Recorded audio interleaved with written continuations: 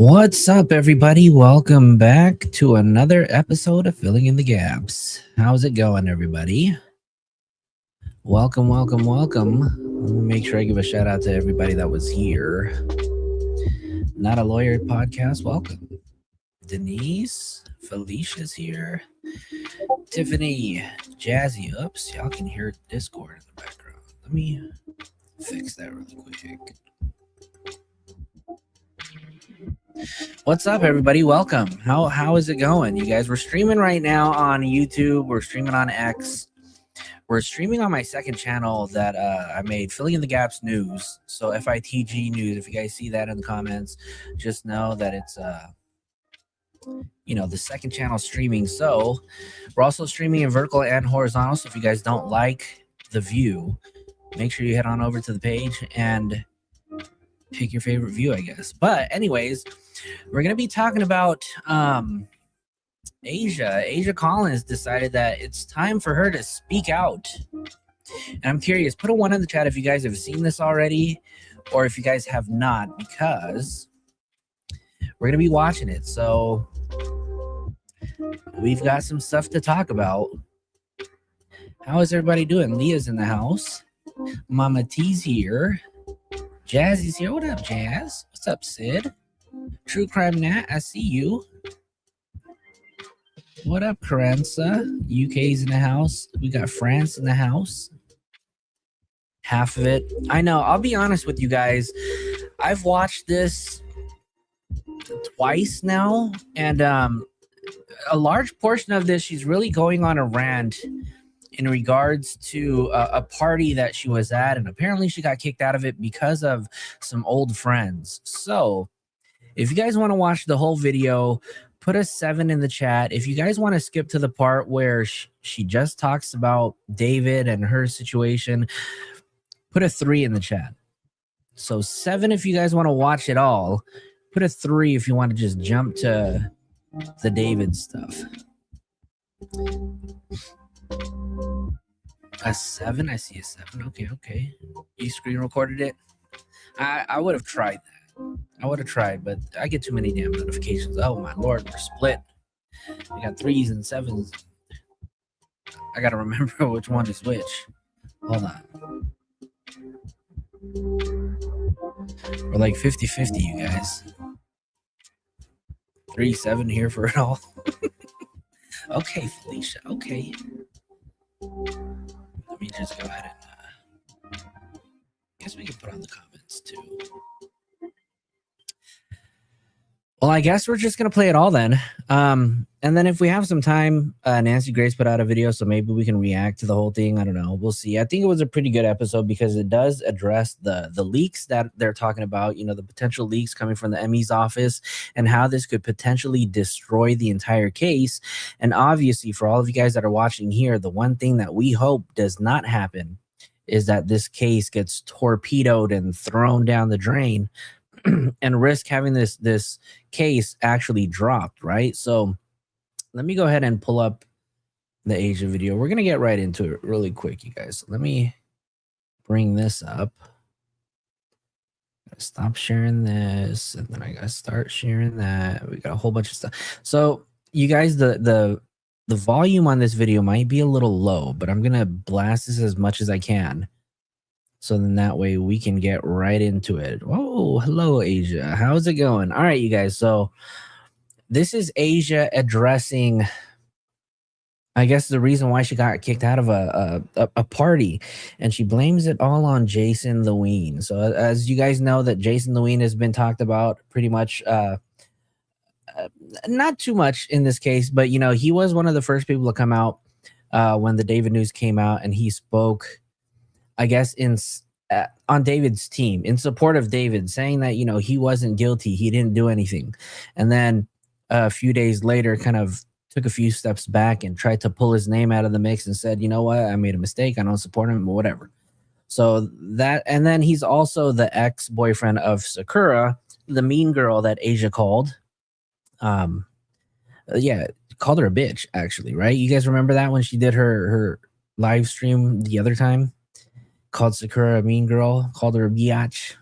Yeah, that was her. Shout out to Nikki celebrating 2 months as a member. Thank you, thank you, thank you. Abraham, what's going on? All right, you guys. So here we got Aysia Collins. She's about to speak her mind.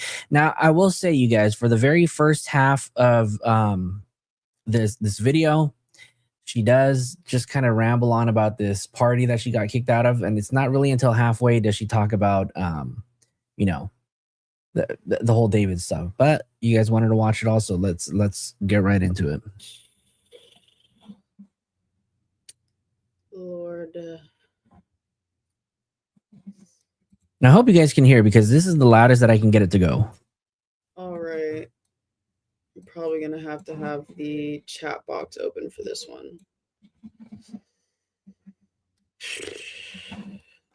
To be honest,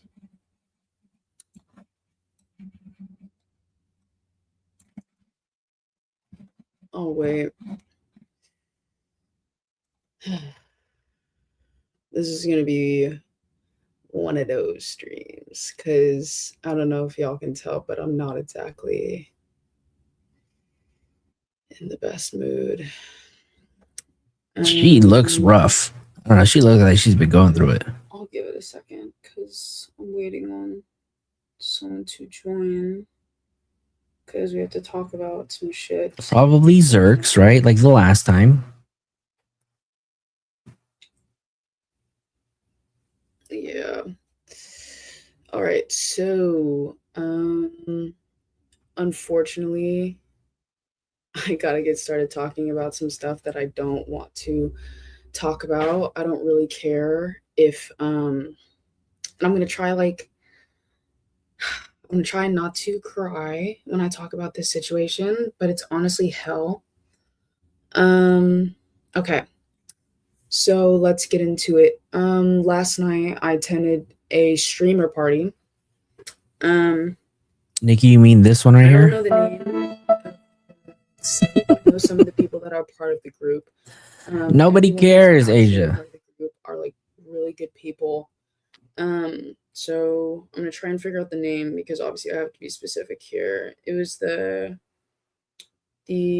OSCS party. The only person I know from that group is Arky because I only know him because when I came there, they were really, really nice. They were super nice to me, and I really appreciate like their hospitality, all like talking to me, not making me feel weird or anything.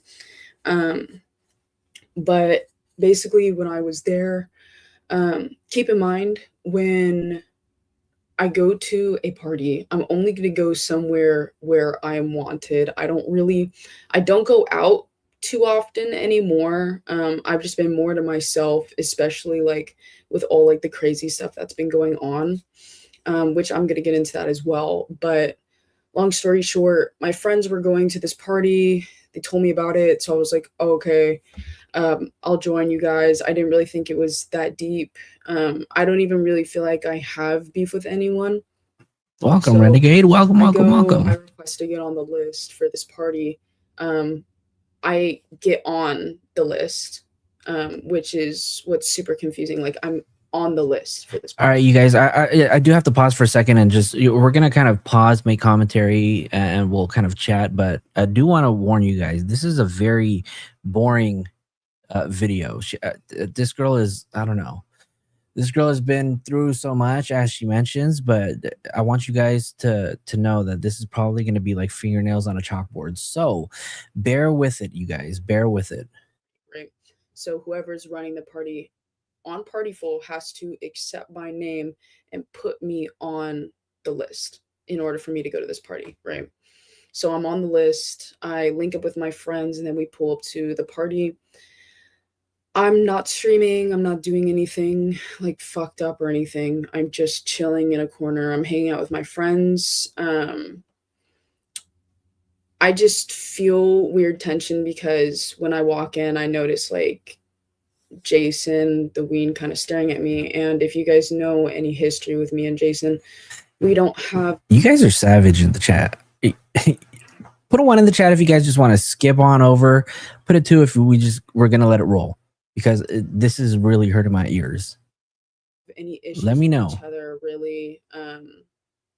I think he feels a type of way. I don't know, maybe because of the fact that we both used to be friends with David, and that's like such a touchy subject. Right, Or the fact Abraham, that, land like, that plane. I'm not friends with Sakura because Sakura stopped being friends with me because of the David situation, right? So All right, you guys, due to popular demand, you guys have asked that we skip on over. And you guys, look, you guys are really not missing anything. I swear to God.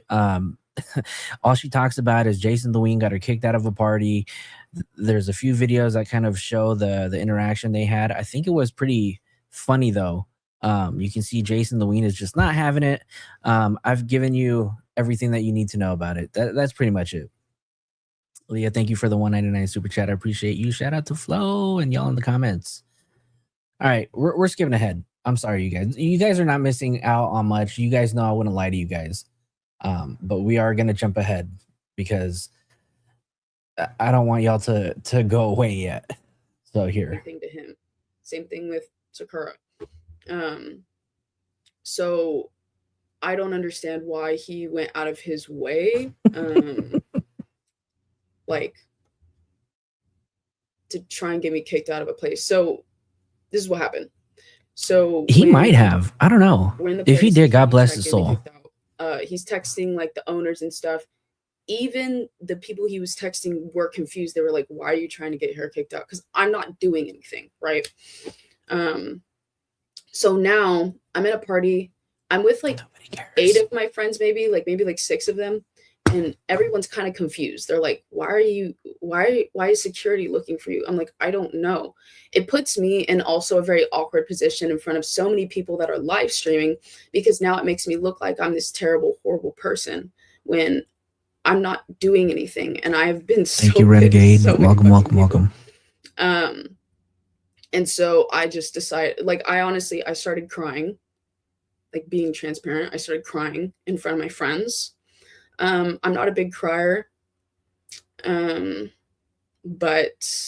you know, I just got emotional because everyone wants to blame everyone but David.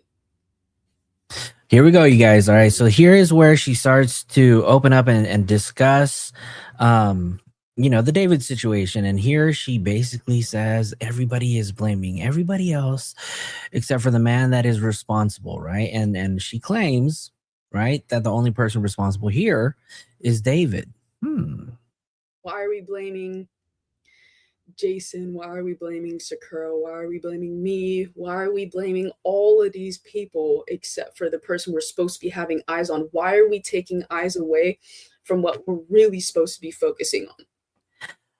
I think that's because she's been there from day one, right? I mean, the last I remember, at least as close to the situation, right, from the time that Celeste Rivas Hernandez's body was discovered in the front trunk, was that she was on tour with him, right? So, come on now, Aysia, like, are you for reals? We're supposed to be trying to get this girl justice, and there's the dumbest headlines I've ever seen. Like, I don't even know what the fuck to do anymore. But anyways, I left the fucking party. Pre-recorded. This isn't pre-recorded. I'm literally chilling in my fucking room. But anyways, like, I just left before security kicked me out because I knew then it was gonna look really bad to a bunch of people that were there. So then and Sydney, you're right? No one is actually blaming her, but I think what they want to know is her level of involvement with David, and I mean, quite honestly, like her level of involvement with Celeste, because at the end of the day, she's confessed that she's met Celeste Rivas once, but there seems to be some sort of floating evidence that proves otherwise. And I'm specifically talking about that New Year's Eve night that was at David's house where Celeste is supposedly in the photo, which I'll show you guys in a bit. How many times has she actually met? But not only that, there's a post out there that says, can you confirm that she's 13 and blah, blah, blah, blah, blah. Well, she'll get into it. So just sent Jason a text to which, you know, it's like, you know, we're so bad with each other, yet I have his contact and his number. Like we have text messages. Like it's just so annoying. But I just, long story short, I sent him like a paragraph and I was basically saying like, I'm super disappointed about the way that you handled things tonight. Like I'm honestly embarrassed. I'm pissed off. Like you made me cry in front of my friends. Like I'm not uncomfortable with the way that you handled things. And it's the fact that he can just do that, right? Because Renegade, I see bigger that. creator than me. Obviously, the other guys that are in that house probably feel inferior or whatever, but it wasn't even his party. I got accepted on this list just like everyone else. I was having fun with my friends just like everyone else, and I was not bothering him. I would totally understand trying to get me kicked out if I was bothering you, but I wasn't bothering him. It's just all super shitty. There goes the donation. And then a lot of people saying like, oh, but you know, like she's friends with Bree, that's why she's there. She's friends with Bree. I thought I was friends with Bree. I texted her too. She said that she unfollowed me to protect her peace and stuff like that. And you know what? I get it. I feel like she doesn't want to be linked to everything going on. And I don't feel like people should be attacking her for the stuff that is going on. Like, that's not Damn, fair. she got 3 donations so far, it's you not guys. fair to anyone. Like, she's popular. I don't know how many times I have to come online and say that David blindsided all of his friends. All of us. Like, we're all just a little fucking confused. Because he portrayed himself to be this. I'm curious what she means by blindsided. Was she blindsided that David was a schmurderer or David was a PDF file? Because I'm trying to understand like what part was blindsiding, because if okay, maybe for the schmurderer part, I understand, but for the PDF part, there's absolutely no way you guys can say you guys were blindsided by that, right? Because an Instagram DM with the missing girls poster, the multiple IDs that David showed you, like nobody batted an eye. Yeah, Aysia, you got me funked up. Angel of a person, this great friend. So we're all like, what the fuck? I think we're all a little scared. I think when you deal with a person who's like a genuine psychopath for the first time. Hold on, let me make sure I shout out to everybody. I'm the boss. Thank you for the $9.99 super chat. Thank you, Flojo, for all your coverage. I appreciate you. Thank you, thank you, thank you. I'm the boss. And Not a Lawyer podcast, $4.99 super chat, just for Celeste Rivas Hernandez. Thank you for your coverage, Flo. I appreciate you. Thank you guys for being here. It is a beautiful Saturday afternoon here in Los Angeles. So, you know, I wanted to come hang out with you guys. So thank you guys for being here. I mean, like an actual psychopath. Hey, but look, we got more donations than Aysia has so far. So, you know, we're doing something right, you guys. We're doing something right. Shout out to Aysia, though. You're fucking lost because you're like, what the hell just happened? I would have never thought in a million years he would do something like that. But that's the thing. That's like the common denominator between all of these fucking crazy ass people is you never fucking know what they're capable of because they would never show you that side of them. And like, people are like, oh, how is it that you just couldn't tell?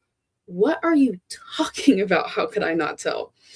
When you're, for instance, like, I agree with you, Cammy. Dating someone, right? God, I never knew he was a cheater. Like, I can't believe he cheated on me. Or like when you're friends with someone and they stab you in the back and you're like, damn, I never thought they were capable of that. You'll never know what a person is capable of until they show you. That's just kind of how it works. He did show you. He showed you multiple IDs of Celeste, but that was your responsibility to kind of question things, right? But my ultimate question too was, and she'll get into this. Maybe she won't go into too much detail, but my question is when you received that DM and you found out that Celeste was 13 years old, and then you decided to go to David to say, you need to tell me what's going on, whatever. Like, you shouldn't have went to David in the first place. You should have went to Celeste. Now, granted that you may have met her once by that time or after that time, right? I think by the time you received that DM, you had already known who Celeste was. So there's no denying that. But why couldn't you have just gone to Celeste to verify for yourself?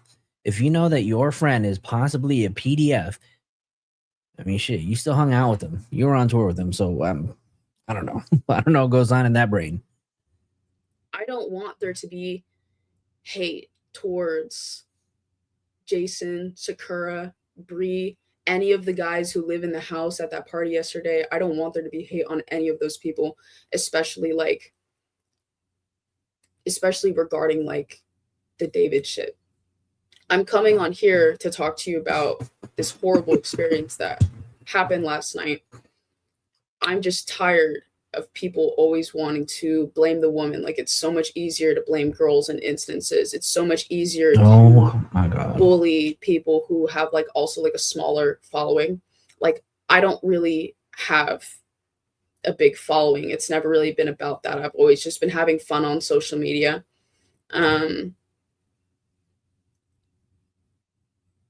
It's so hard to talk about this shit.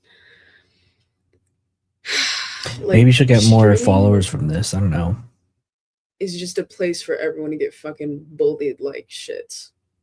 Like, I had so much fun when I first started out streaming, and then I started streaming with bigger people, and I realized exactly how fucked up the streamer community is. Like, I remember I was scrolling on again about me, and I saw, I think it was Yana who popped up, and I remember like every video I've seen of her, like, she seems really nice, she seems really cool, right? And people in the comments were like, oh, she acts like this, oh my God. And I was like, are we serious, bro? She is like the biggest ball of sunshine that the streaming community has right now. Like, and people still want to keep bullying, keep bringing people down. Like, I'll just never understand it. And that's why, like, it's really hard for me to even want to stream anymore. Like, I took a fat hiatus, and like, I get you guys might not care like if I stream or not. I get it. It's more for me. Like, I want to have fun with my community. Like, I don't know, bro. And like, a lot of this shit, like, it's very easy to blame someone, right? I understand that there's really high feelings towards everything going on, which is super valid. Like, I want the answers too. I really do. But especially with investigators and stuff like that, we can't rush their process. We can't. I don't know. There's so much AI bullshit going on. What's AI? I never under. What is she talking about? I don't know. Why did I pre-record? Why do you guys think this is pre-recorded? I've said like twice this is not pre-recorded. I'm just talking to you guys. You know what? I don't know. I think it's really, what is the purpose here, right? I don't understand either. Is it sympathy? It possibly could be, right? I mean, I don't know if she's going to get it. Now, I do want to say, right, that when it comes to the actual death of Celeste Rivas Hernandez, I don't think she had anything to do with it. I really don't. I think, you know, the person who is responsible for this is already in custody. But the whole thing about knowing Celeste, I think she's downplaying because she doesn't want to be known as a person who didn't do anything. And I think she just kind of was okay with it, and that goes for a lot of people that were probably in his inner circle, but it doesn't mean, you know, that it's okay. And to be honest with you, she had an opportunity to speak up a long time ago, and I don't know if I don't know how I feel about her claims of knowing Celeste or not knowing Celeste or only meeting her once, but I don't know. I don't know if Aysia will ever have a chance to fix her reputation. Maybe she will, right? But we're gonna have to wait until after this trial is over for her to come out and say everything. Now, and I get it, right? Because there's currently an active investigation. This case is barely going to the preliminary hearing. But I don't know. You guys think that she'll have a chance to kind of rebound from this and recover? She may actually have some really good information that we'd want, that we for sure are going to want to hear, right? But my question is to you guys in the chat, is she going to have the opportunity to recover from this, right? Because I think, you know, as you guys have mentioned, she's just guilty by association. The fact that she was, I'm not gonna say a groupie, maybe she was a groupie, the assistant on his tour, the fashion designer or whatever, his stylist is what she calls it. She was associated with him until the very last day, right?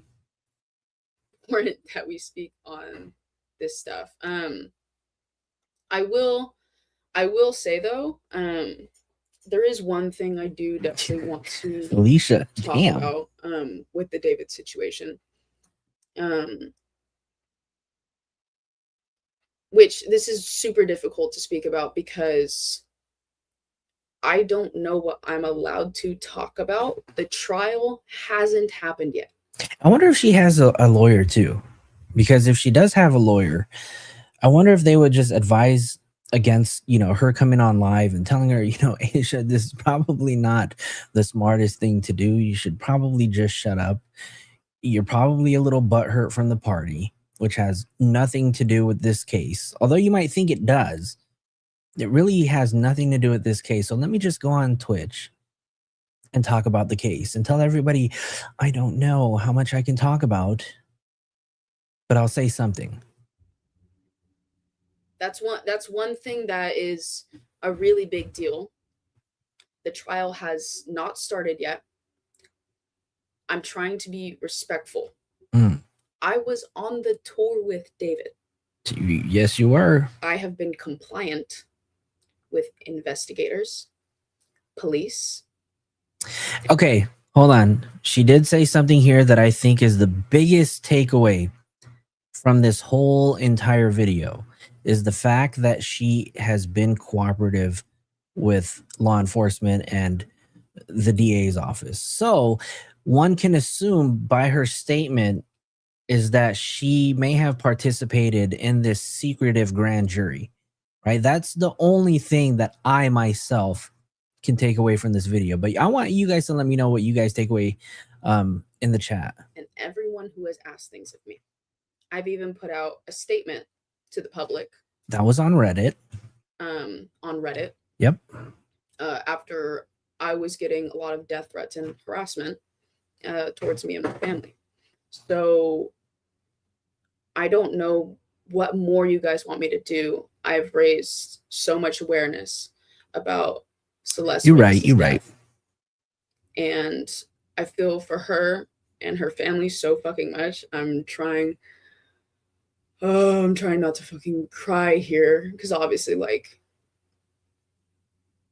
you know, I think the worst thing about it is people like are not taking this shit serious. A little girl was killed. We need to take this serious. I just wish people would actually use their brains when it comes to stuff like this. Stop making fake AI evidence. Stop bringing people into this. I have been deep diving on this case since day one. I am very curious to know what invented AI evidence is. She's trying so hard not to cry, but she probably should have just like full on bawled out. You know, maybe we would have felt a little bit. I don't know. Not me. Maybe you guys might have, but I don't know. Cry or not, I don't know. I don't know. Nothing to do with this. Like, oh my God. Like, what more can I fucking say, bro? Like, I'm trying to. You can just say David is guilty. I don't know. I'm trying to talk about things. I'm trying to be straightforward. But this is all just like, this is fucking hell. This situation is hell, and hell for everyone who had to be around that dude. Right, T. Like, I don't know, bro. Oh yeah, and then okay, that's something I can't talk to you guys about. Okay. Oh, what can you talk to us about? There's a all right, you guys. This is the part where she's going to address the message that she got in her DMs on Instagram. So pay attention, you guys. Shot going around of me texting someone in 2024, right? And it's like this random girl that I'm not even close with. I think I worked with her one time, and that's why we were mutuals. So I can actually break down exactly what happened there because everyone's a little confused. I didn't feel like I was able to talk about. That's a good question, Flo. Do you think the 4th of July stream and what was said in the background was fake Celeste's AI? You know what? I don't know. I don't think so, because the way that the audio was captured, you know, it really was made to sound like other people were in another room. And I think, you know, by the way the video took place, I can't help but think that that was real. But I don't know if the words that were actually said versus the transcript that was put out is actually real. So it's hard to say. I don't think it is AI though. This because I didn't know what was legally acceptable, or if I talked about something, it was like tampering with evidence. You know what I mean? But anyways, I texted this girl because I see this, you know, the missing poster, and I'm like, yo, that's my friend's girlfriend, because I knew David was dating this girl. That's like this girl. Come on, don't act like you don't know who she was. That's common knowledge, right?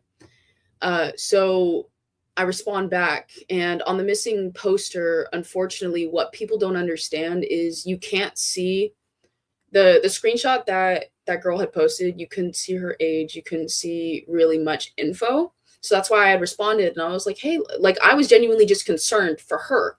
I was like, hey, this is my friend's girlfriend. Like, you know, what's going on? And then she goes, can you confirm she's 13? Of course, I go, what the fuck? Okay, because obviously that's a big thing to say. And David used to be my homie. So I'm like, oh, nah, my close homie's fucking with a minor? Hell no, I don't fuck with that shit. So immediately I go to David. And I'm like, hey, this girl's saying that you're fucking with a fucking 13-year-old. You need to explain yourself. Why the fuck you lying? That's all I have to say. All right, back to the video. He was like, dude, that's not even true. Like, she's like 19. I was like, no, she's not. She said she's 13. Like, show me proof. And you know what? He showed me proof. And I was like, okay, I'm gonna back off.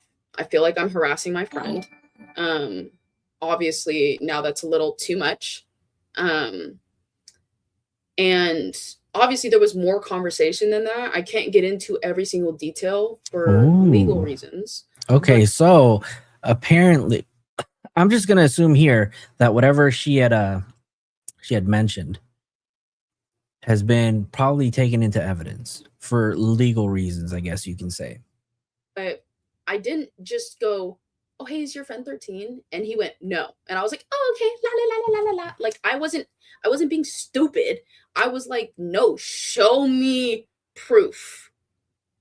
Okay. Like, I need to see actual evidence because I think you're fucking with a minor. And obviously, but I mean, like you think about it though, if you've met Celeste, right? Because in all of the photos that we have seen, there has not been one. Okay, maybe one photo. Now, I couldn't even say one because I don't even think she looked like she was older than 18. I do think that she looked older, and that's that photo where there was like a double head. That's the photo that I think she's looked the oldest, but I definitely don't think that she looked of age, right? So had you met Celeste multiple times, like how in the hell did you not have that conversation with her, right? And gone the extra step to kind of figure out for yourself, or just simple fucking Google search, right? Like a missing poster, like you're just gonna take his word? I don't know. Maybe she just needed a job at the time, right? I'm sure she was getting paid. Maybe the money was good at the time.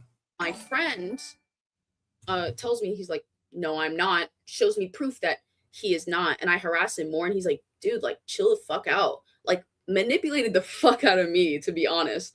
I was like, okay, like, honestly, I'm tripping. Geez, okay, I'm a layoff. You know what I mean? And we'll take a look at the flyer in a bit as soon as this video is done, because I don't remember exactly what that flyer looks like. So we'll see if there's a number on it. I know for sure it didn't include her age.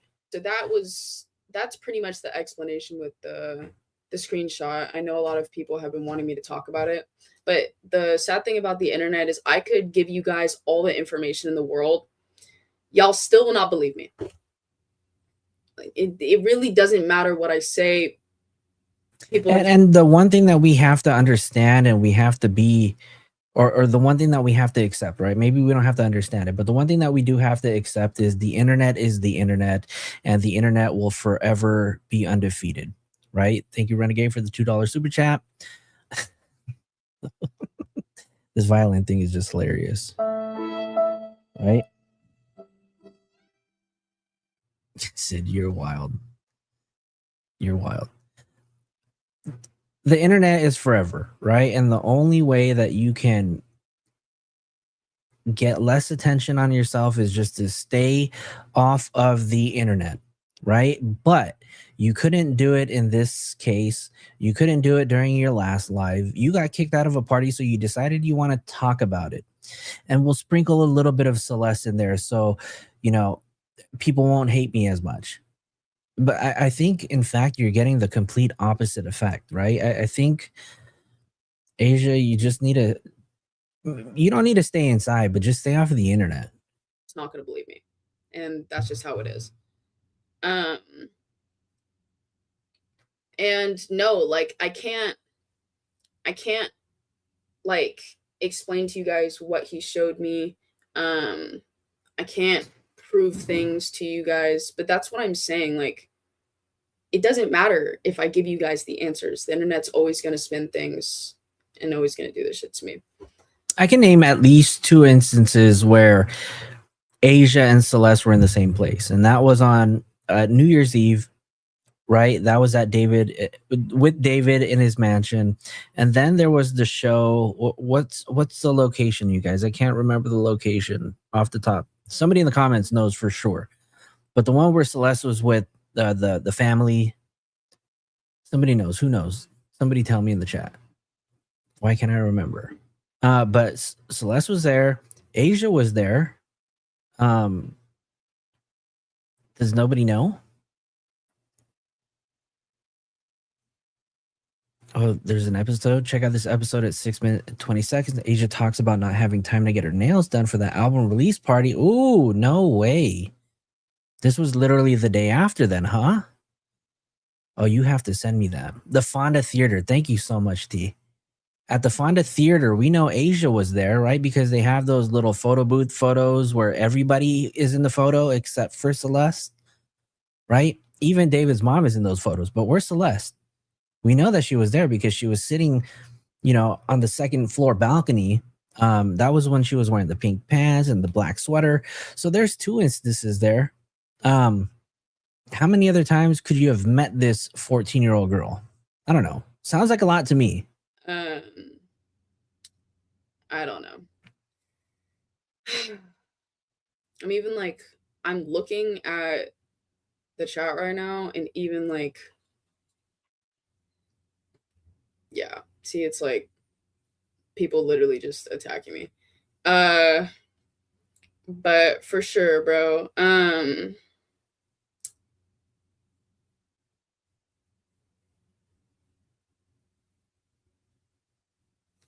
I have not protected anyone. Thank you. Investigators wanted to speak to me. I told them everything I knew because I just wanted to, whatever information I can give, I just wanted to help. But yeah, I mean, people are saying that I'm protecting certain people the very moment I found out about this shit. I mean, like, even on tour, when this stuff happened, I immediately flew away from that tour. Like, I've just been terrified ever since. I took like a fat hiatus, obviously, from socials because. Okay, now we'll just kind of put myself in her situation though, right? If she is telling the truth, and you know, I wanna believe what she is saying, but let's kind of remove ourselves from the situation. Just kind of put ourselves in her shoes. Imagine being friends with this person, right? Because I do believe her at this point, right? When she found out, she freaked out. Can you imagine just being friends with somebody? You're on tour with them literally at this moment, and you find out that there's a 14-year-old girl found in the front trunk of your friend's Tesla, and you're currently on tour with this person. How would that situation make you feel, right? Now let's just kind of remove ourselves from the whole situation, the way we feel about Aysia currently. But like, honestly, how would that make you feel knowing that you're on tour with this potential suspect? And then the fact that you may even know who this victim actually is. Now, granted, this happened September, right? So you hadn't seen this girl from April, May, June, July, August, September, about 6 months. So, and then just to kind of think, like, what if y'all were really hooking up too, right? You were hooking up with this person. She probably freaked out too and probably thought, like, this could have been me. Is honestly crazy. I'll probably be taking another break from socials due to the way that this shit's happening. I am curious. I am curious to know what David actually told her. You know, and I think once this trial is all done, and hopefully it doesn't get dropped, I know Aysia is going to come out and, you know, speak her piece.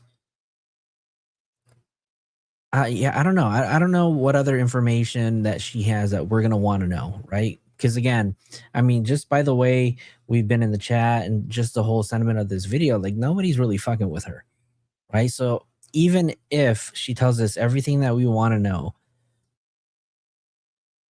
are we gonna forgive her? I don't know. I don't know about forgiving her, but anyways, yeah, I know a lot of people are like, oh yeah, maybe just take a break from things.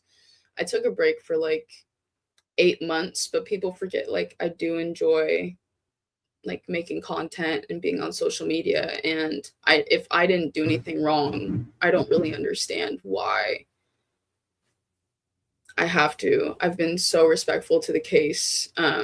Even when I wanted to go on the internet and just start like rambling about everything going on, I stayed quiet for the respect of, you know, information not getting tampered with, and for everything to go directly to investigators. But, you know, like, right. Honestly, there's really nothing I can do to Exactly, Abraham. Exactly. make things better. All right. Well, yeah. TCB, what's up, TCB? Yeah, I don't fuck with streaming. I think this community is way too toxic. You guys are all too young. Jeez. Aysia, you are young yourself, girl. Shut your ass up. Okay. Anyways, you guys, that was the entire video of Aysia and her. I wouldn't even call it a confession, but this is her speaking out.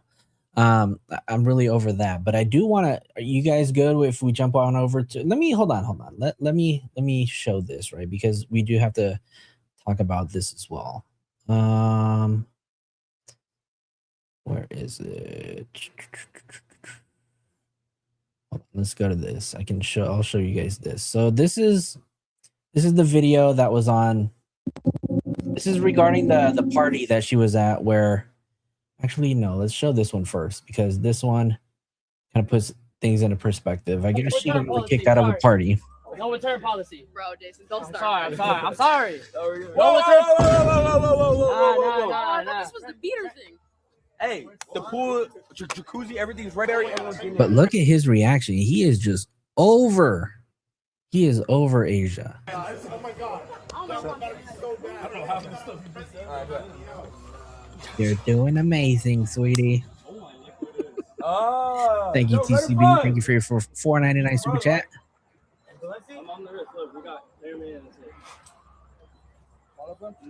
Return policy. Sorry. That was one of them. Here is the other video of. Look at Aysia. Hold on. Watch this video and just look at Asia's face. Look at her big old eyes. You guys living? That's a great revive right there. Yikes.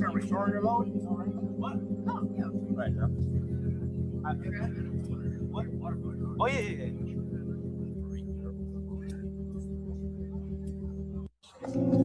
Do you guys see the chat? You guys see the chat? What the hell? What the F? Hell no. Wait. Oh, hell no. You guys living?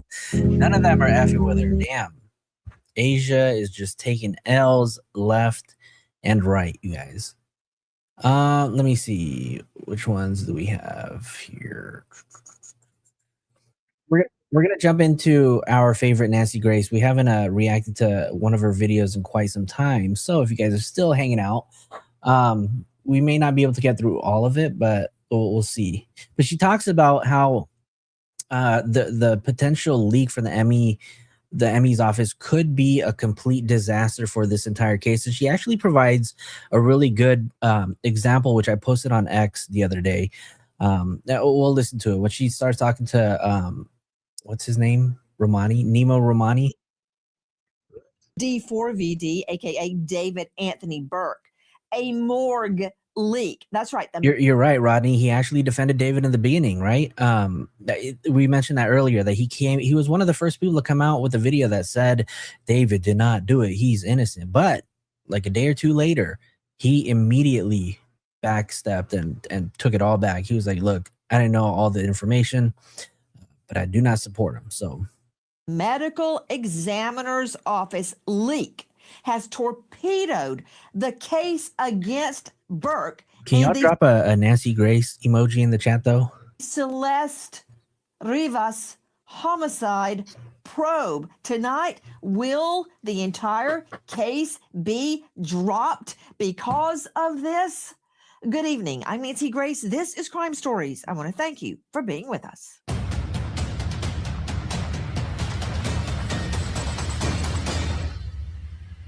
He has ripped her apart, and there she sits in this house. He blames the smell of this child's decomposing body on his bathroom. Hell yeah, it stinks. This is human remains that are decomposing. A true child, a human being.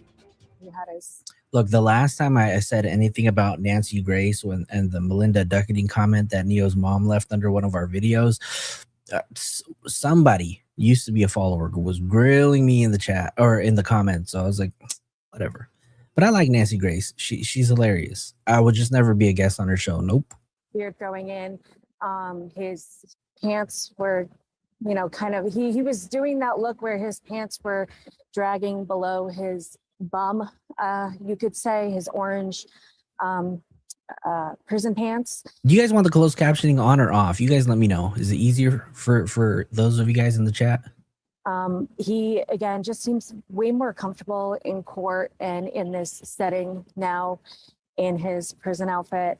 Let me understand. Does David Anthony Burke, aka D4VD, actually show his rear end in court?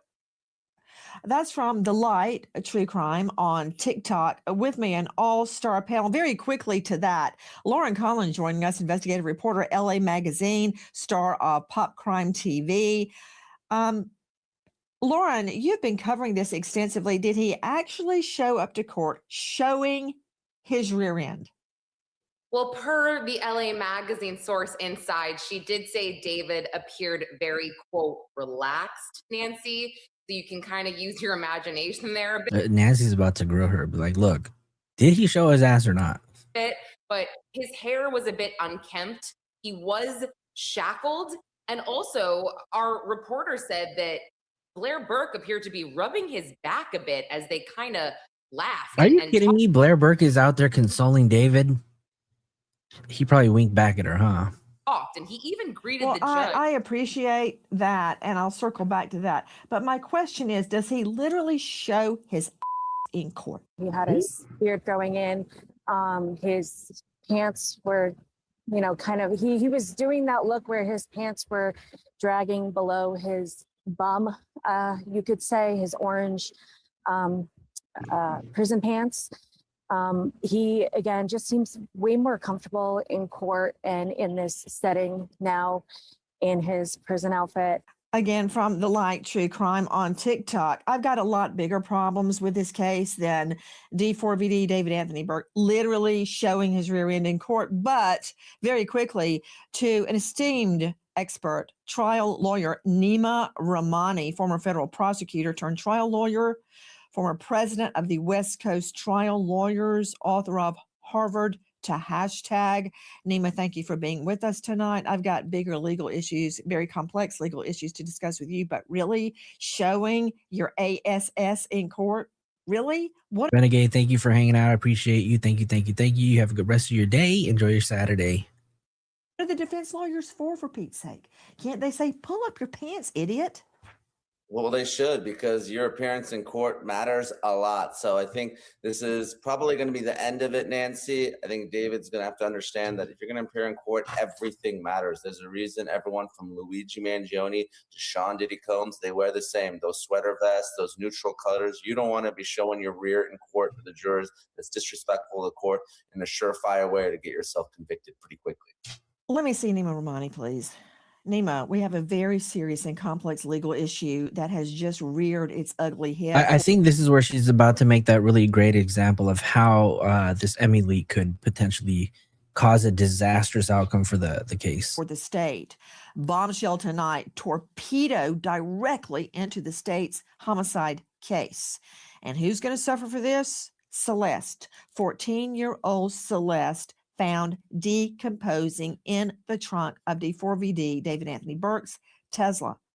Okay, her. Tesla. Her. Here's the problem. In the last days, we now learn why the LAPD insisted the morgue be slapped with a gag order. A gag order on the morgue. And I got to tell you, Nima, I have deep respect for the medical examiner's office. They are some of the best witnesses ever. Juries love a medical doctor on the stand. They know what they're talking about. And when you get the chief of the ME's office up there on the stand, the prosecutor can just sit down and twiddle their thumbs because they will run with the ball. They're brilliant. I think we can all agree with that. So I naturally sided with the morgue, with the ME's office, when I heard LAPD wants to slap them with a gag order. And now we know why. Hold, Nima, for those of you that don't know what's happening, the giant stink bomb in the courtroom, out to Dave Matt, Crime Stories investigative reporter. Dave, a morgue leak? What? As we were covering the story in the beginning, there was certain information that was coming out that was very specific about the condition of Celeste Rivas' remains. And talking on and off the air, we were wondering, where is this information coming from? They're not releasing official information, so it has to be somebody is making it up or somebody's leaking it. And now we've got official notification that employees of the office are now going to be required. We're talking 12 different employees, Nancy, being required to sit for recorded interviews as the department investigates itself to determine who in this office is and was leaking information about this 14-year-old child and her remains to somebody in the public. Okay, you know. This is a video that I guess was on his TikTok that I hadn't really seen until recently. But that right there, 100% to me just looks and screams Celeste Rivas Hernandez. Oh, think back. Nima Ramani, one of the best in the business, by the way. Remember at the beginning, we kept getting information that all these horrible things had been done to her body. You know, I'm talking about rendering, disarticulating, a kiddie pool in the garage used Hey, for that Kim, how are very you? purpose. Welcome. It was horrific. And then we were told, well, that's not true. That didn't happen. She was not rendered. She was not disarticulated. That's all a lie. Okay. So there was a lot of confusion. Now we know what was happening.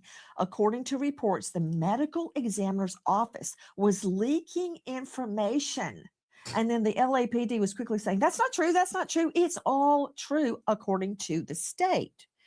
Here's the problem. Here we go. This is not for prurient interest to read in the National Enquirer or in a tabloid. This is a murder case of a young girl.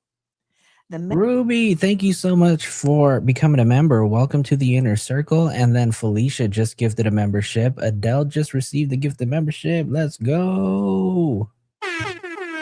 Thank you so much, Felicia. And thank you so much, Ruby, for joining the inner circle. Welcome, welcome, welcome, welcome, welcome. Medical examiner's office equals the state. And when the state is proven to have done prejudicial wrongdoing to the defendant, the whole case conceivably can be dropped, Nima. Nancy, it's a huge problem, and Blair Burke and the defense are going to take this and they're going to run with it. And it's not only a problem from a leak or discovery perspective, it's a violation of a court order. So months and months ago, LAPD went to the judge to get an order, a non-dissemination order, so that members of the media, they couldn't get this report subject to a Public Records Act request. And the judge cited. Actually, you know what? Let's go ahead and do that too. We're going to go ahead and gift 5 memberships right now because we can. So if you're in the chat, make sure you have your gifted memberships turned on. So then that way, when I send these out, you can receive one. Cool. I'll do that in like a minute or two. Let me just set it up. With LAPD and said that this report should not be made public. So now if you have members of the government, and even though it's not the prosecution is responsible for these employees disseminating information unlawfully in violation of a court order to the media and other members of the public, believe me, the defense is going to have a field day with this. They're going to file an outrageous government conduct motion. They're going to do everything they can to get this case dismissed. There can be terminating sanctions. There can be other types of sanctions for the DA's office. Now, all of a sudden, instead of being on offense, they're in a defensive position, having to explain all this in open court. Nima, I want to tell you. And really quick, you guys, this will be the first and only time that I'm going to ask you guys, if you guys haven't already, hit the like button. If you guys haven't already, subscribe to the channel. Afterwards, I'll be posting a link to the Discord where it's a members only Discord. We keep the chat going on and on and on. For those of you guys that are already in the Discord, you guys can vouch for how active we are when it comes to breaking news, new cases, developing stories. I got a team of really dope people pretty much on it. So make sure you guys, become a member and then join the podcast or join the Discord afterwards. A true story. Okay. I was working on a death penalty case. Here it is, and you guys. Suddenly I got subpoenaed to testify in court. Okay. It hadn't gone to trial, obviously. I was stunned. Why would the prosecutor get subpoenaed? But of course I showed up. I had no files with me, nothing. I just went, and the entire defense fleet was there. And the judge was looking at me accusingly. I'm like, what? And they said, have you withheld evidence? And I said, no, I handed over my entire file, everything I had, which of course you need to do in a death penalty case, because if you do get a conviction, there's going to be all sorts of appeals. Well, then they handed me some papers I had never seen before. And I went, I've never seen these. Where did they come from? They came out of the homicide file down at APD homicide. Yikes. They had unwittingly left out about 20, 30 pages in what they gave me. So when I handed over the whole file, I didn't have those 30 pages. Well, we immediately handed it over, and there was, well over a year I had already left the office and gone to court TV before the case went to trial. So they have plenty of time to digest those 30 or so pages. The point is, even though the investigator truly inadvertently, because the papers really were not that probative, inadvertently left out those pages, it was still my fault. See? And even though Damn. So, I mean, how do you guys feel about this? Because we've waited, how long has it been? Almost 10 months already since everything's taken place, since Celeste was discovered. The fact that the Emmy's office did have a leak, and it's funny because ever since we've heard about this leak and the potential disaster could cause this case, there's one media outlet that hasn't been reporting on this, and it's TMZ. So I'm curious as to know, why are they so quiet?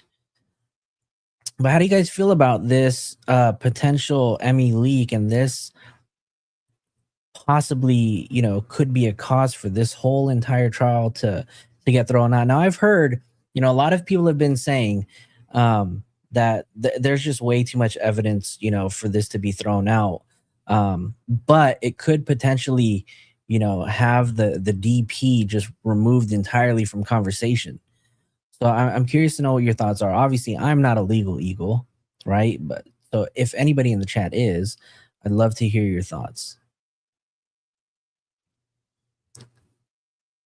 the medical examiner's office leaked, and that's horrific. Mama T, thank you for celebrating 5 months as a member. It's Let's still go. the prosecutor's fault. Ergo, therefore, prosecution misconduct cases can be dropped for that, Nima. Dropped, never to be brought back again if it is dropped with prejudice. Now, please, regular people talk. Explain what I'm talking about. I guess With prejudice. Nima may explain this a lot better than I can. So let's hear what he has to say. With prejudice means that it can't be refiled. And Nancy, this happens all the time. It's not just you as prosecutors. We are responsible for the government's conduct. And there was a huge case recently where this was a big issue.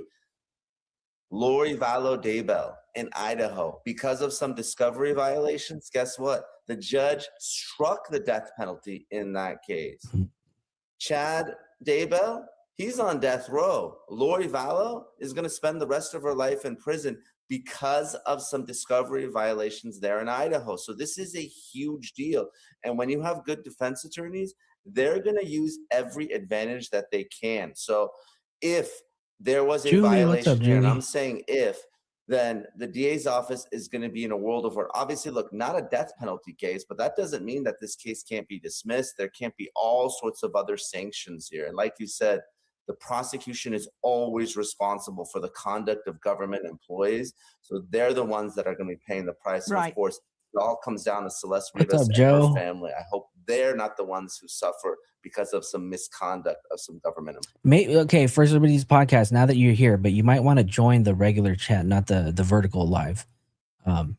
People want to know how could this case potentially be dropped with all the leaks coming from the ME's office? Boys. Joining us now, and I met him when he was at the Fulton County Medical Examiner's Office, which has a huge crush of a caseload. With me, renowned forensic expert Joseph Scott Morgan, professor of Joe forensics, Scott Jacksonville Morgan. State University. He is God the damn. author of Blood This guy get a tan or something, or what? Or is it just the new background? Guy look like he's been out in the sun a bit. Beneath My Feet on Amazon. He is the star of a hit podcast, Body Bags with Joseph You Scott are. Morgan. But for our purposes, Joe Scott is a death investigator with over 10,000 death investigations under his belt. I don't know how to explain the reverberations that will occur because of the medical examiner's legal term. You may not be familiar with this, F up. Yeah. It's worse than an F up because an F up suggests, oh, I screwed up. Sorry. Hey, Joe, you want to come up here? You want to come up on panel for a bit? You can discuss with us so people in the chat can pick your brain. Because there's a lot of questions about how, this ME leak can affect the case. So I'm curious to know. No, This was an intentional leak. Mhm. Providing lurid, upsetting information about a little girl's rendering of her body, the disarticulation of her body in a kiddie pool. A leak of that volatile, incendiary, upsetting information for what? That leads me. Okay, First Liberties podcast says if the unauthorized access to the report is being done to manipulate the report, that is a form of evidence tampering. If the evidence is significantly altered, then it's not credible at trial. So this means that the ME's report or the autopsy report that we do have, that we've read, right, multiple times here on the show, could potentially be thrown out as evidence. And that right there is going to be a huge piece. But it's also going to be a huge piece of evidence that the defense is going to tear apart, in my belief, right? So that could be huge. To the Spectre, did they get paid for the leak? Are they like the anonymous tipster to the Daily Mail? I mean, people get paid for information. Hey, guys, right here, look at this. Thank you, control room. Here's shots from our friends at TMZ. That is the garage where we believe. Joe, if you want to come up to the podcast, I put the link in the chat. So come on up if you want. The kiddie pool was placed for the rendering of Celeste. And I'm putting it as euphemistically as I possibly can. Cool. Right there in his home. So thank you, TMZ, for that. But think about it. Where does this go? What if I'm going to go ahead and gift those 5 memberships right now. So good luck to whoever receives it. they were paid for the information to leak those very sensitive documents? Joe Scott, you worked in a medical examiner's office. It could be anybody. It could be one of the doctors. It could be an assistant. It could be a secretary. It could be a cleaning lady. It could be an intern. Congrats to everybody who received the gifted membership. If you guys haven't already, join the Discord. I have posts on there for our community. If you guys want, welcome to the inner circle. To all of you guys, appreciate you guys for being here. So congrats to everybody who got a gifted membership. Quickly Xerox the files or email them to someone. This is going to be a full-blown thing. Yeah, it is. And one of the things that I'm hearing, Nancy, is that they use the term plural investigators, which they have a huge staff of investigators at the ME's office, welcome. ME/corner in LA, and also other personnel. So you've got a huge, huge section of individuals that have, Nancy, nothing to do with this case that are looking through these files. And Lord only knows what happened to them, and were there photocopies made? Were there actual snaps of individual images that people were taking with their phones? Has this stuff been disseminated? Because when you're working with a medical examiner, Nancy, there will be one investigator assigned to this case from the MEO, okay? And that is the only person. And I saw Lil Misfit's comment. It was just viewed and reported as viewed, wasn't it? I don't know if we actually have that information just yet, but who knows if it was just viewed, if that person who did view it could have taken a picture with their phone, could have sent it out to whoever, right? If it was transmitted and texted to somebody. So who knows what they've done with it, right? But I also think that, and this was a comment that I was going back and forth with somebody on Reddit, was that, maybe, just maybe, that the ME's office potentially could have put out some information out there to see who it was that was going to leak it. I don't know. That was a thought that we were thinking about. So I was like, was it just TMZ who just kind of took the bait and ran with it? Because if you think about it too, right, one of the reports that came out from TMZ that they claimed from the medical examiner's office was that her body was frozen upon discovery, or partially frozen, right? But like 41 days sitting in the front trunk of a Tesla under the heat, the California, Los Angeles heat in September, like 41 days, you guys, it is impossible to still be partially frozen. That shit don't make no sense. For reals, TMZ? along with the pathologist that is working the case, the forensic pathologist that did the examination. Hey, Those are the only Stormy. people that really need to know at this point in time. This is like a sacred trust within our community. And what's so very disturbing about this, Nancy, and this goes beyond this case, right now, the trust has been See there, he's eroded he's working between LAPD and between the MEO, that this is one of these things that it will take forever to repair, not to mention all of the criminal and civil repercussions. Because, Nancy, this is what it comes down to. This child, as if the family hasn't had enough on them, is now being drugged before people putting eyes on this case that have no business in it, and they are seeing this over and over again. It becomes a sideshow. And that's— You don't like his dorking? Talking true crime? You don't like his dorking? You don't like David's skills? something Right. that we take very, very seriously.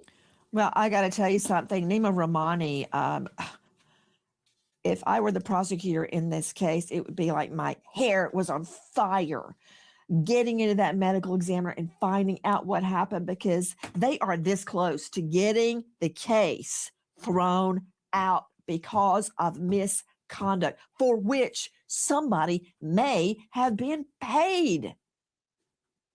No question. So obviously there's going to be an investigation here, and I wouldn't be surprised if there's criminal charges, because that's how serious this is. But even short of misconduct, I mean, this is fodder for cross-examination. When the Emmy takes the stand, this will probably be discussed. When we're talking about jury selection, you're talking about prejudicial information, information that might not be admissible, that's already been leaked. So this affects voir dire as well. Nima, look at your screen. Voir dire. Look at her.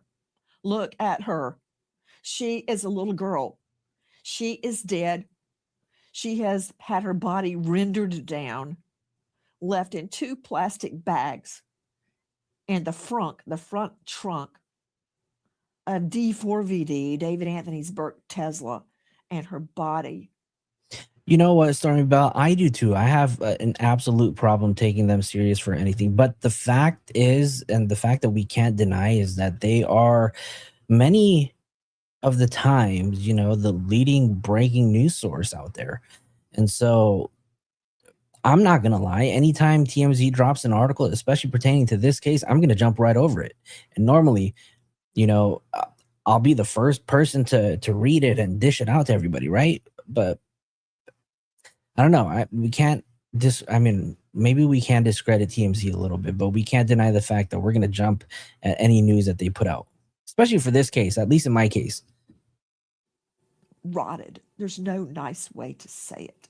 That is what is at stake. You mentioned cross-exam. Okay, that's a potential remedy for what has happened, but I've made out a list of what I think are possible remedies. Number 1, change of venue. They may want to change a venue so people that have heard about this. Joe, welcome. Yeah, buddy, what's up? First Liberties podcast is in the house. Thank you for joining us. Thank you for inviting me. So I'm listening in the background, but I just got out of a donut shop, so you got to catch me up a bit. Yeah, no, I heard what Nancy said. This is on the verge of getting tossed. I don't know if I agree with exactly what she said, but let's catch me up. Like, what were we just listening to? Because I'm late. So they're basically just talking about the potential leaks and how this information could obviously have the case thrown out, but you know, they're talking about like how this information was obtained, or whoever obtained it, what they did with that information. Is it something that, you know, they just viewed the ME report? Did they disseminate the information? Did they, you know, email it out, take photos, etc.? You know, and then she's just saying like how bad this actually really is. Well, first off, we'll start with the obvious. So we don't actually know the extent of any damage done by accessing this without permission yet. And we also don't know why people are doing it. So are they doing it because they're leaking information? They want to take something to the media that the court locked away. And if, by the way, if they're doing that, at least that's a contempt charge, because this was under seal. So because it's a contempt charge, it's a misdemeanor. No one's they could probably pay a fine to get out of that. But that's at least a contempt charge. And now as far as manipulation, so that's it does depend on what's actually done. Like you saw, first they said no sign, no evidence of pregnancy. Then they changed it to inconclusive. That looks minor. Expert witnesses are treated differently from other fact witnesses, like eyewitnesses. So they're expected to do some things within their profession to come to a conclusion long term. There was a lot of noise over the fact that the medical examiner in the George Floyd case, she looked at the video at some point to make a conclusion, and people were upset. But that's normal. And I believe even you, for example, if you saw video of a patient's injury, right, and you use that to make your diagnosis, that is normal for what you do. I've never heard of any medical professional who was told, don't look at video of what got your patient to the office to begin with. I've never heard of that. Now tell me if there's if that's wrong before I continue. No, that's absolutely right. Yeah. But so with that in mind, experts do lots of, like firefighters, same thing. They do recreations. They look at videos to recreate. That's normal. Okay. So like I said, experts, because of their fields and the fact that they are expected to do so many different things to come to a conclusion, they do have a lot of leeway when it comes. They might change conclusions multiple times. That doesn't mean anything's manipulated, though, kid. Now, I don't know enough about your field or anyone else's really to really give a good example, but it's not necessarily a problem that different conclusions were reached along the way, especially because we have a body here that was in later stages of decomposition. And my understanding is that's always been a challenge. 20 years ago, especially 30 years ago, that was a challenge. Even today, as much more advanced as we are today, that would still be a challenge. So just because conclusions are changing isn't the problem. The issue is whether or not conclusions are changing, are being manipulated to target David. And that is a much higher burden than the news is actually representing right now. Now, I didn't see this interview with Nima Rahmani. Remember, he was a prosecutor out here. He also practices defense in California. He's actually a good one to listen to on all these things. I didn't listen to this yet, so this is the first time. So if he's touched on that, sorry, I missed it. But no, he hasn't really much yet. He just kind of started talking. Okay, he just got him. Yeah. Okay. Then so, it's not a big I'm curious. I'm curious too, because once we heard that there was the Emmy leak, right? I don't know if it was Lauren Conlin or who it was, but then they were saying that the defense has hired a defense examiner. And is that just a medical examiner on the defense's side? Yeah. When it comes to expert witnesses at trial, you don't just rely on the government's witness. In civil and criminal court, each side can get their own experts. The experts might have sharp disagreements, so the credibility is always up to the jury. Yeah. In any of this stuff, whether you're testifying for defense or for the government, like I said, I wouldn't expect you to change your story because of who you're talking to, but that's what people perceive. Yeah. They think it's the defense that's going to, in this case, because the evidence does highly suggest that David is the one who did it. It's really close. It's like I told Rabbit, when it comes down to that last 30 minutes where she may have been, we don't know exactly when she passed, but there's that 30-minute stretch. Somewhere in that 30-minute stretch of silence, she's expected to have passed away. I think it's more like a 20-minute, right? Because I think she got there at 10:10. That was 10:10 to 10:40. Well, you're probably right. And then 10:30 he sent that text message, right? That's when he sent that text message to her asking like where she was at. Yeah, you're probably right. I thought it was 10:40, but you're probably right. Either way, it's only a few minutes off. But yeah, there is that small little window where there's the expectation of that she passed away in that time. Yeah. So now, just because you're a defense expert, that doesn't mean that you're spinning it. That doesn't necessarily mean you're spinning it for the defense. But yeah, you'd be amazed. We have special prosecutors for certain cases, like when cops get investigated. There was something like this that even happened recently in Los Angeles. So the last district attorney hired a special prosecutor to investigate police misconduct. The special prosecutor said, yeah, there was misconduct. Then now Nathan Hochman he got a separate special prosecutor to continue, and then you got a different conclusion. Right. Yeah. So yeah, it can happen. Right. But like I said, it's entirely up to the jury. We still have to hear what they say, but it's normal. Just in case people wonder, it's normal for defense and state to have their own experts. In fact, if you were going to a criminal trial, if you can't afford your own experts, there are actually lists of experts that the court will call to your trial. In your defense. So question, right? Because Not a Lawyer podcast put in the chat, Flo, I have doubts in that window. Even Body Bag says that injury, she would have bled out for a long time. So is that 20-minute window enough for her to bleed out? I mean, how do you feel about that window? Well, here's the thing. Remember, the gap is 10:10 she arrived, so 10:30 he says that message and saying, are you coming? Yeah. Right. So that's the allegation. Now, remember, the government's allegation isn't, or at least I don't think it's so specific that she died in those 20 minutes, but rather this is about the last time. This was her last night alive. That's really what matters. They don't have to pinpoint that she passed away 10:10 to 10:30. That's not the important part.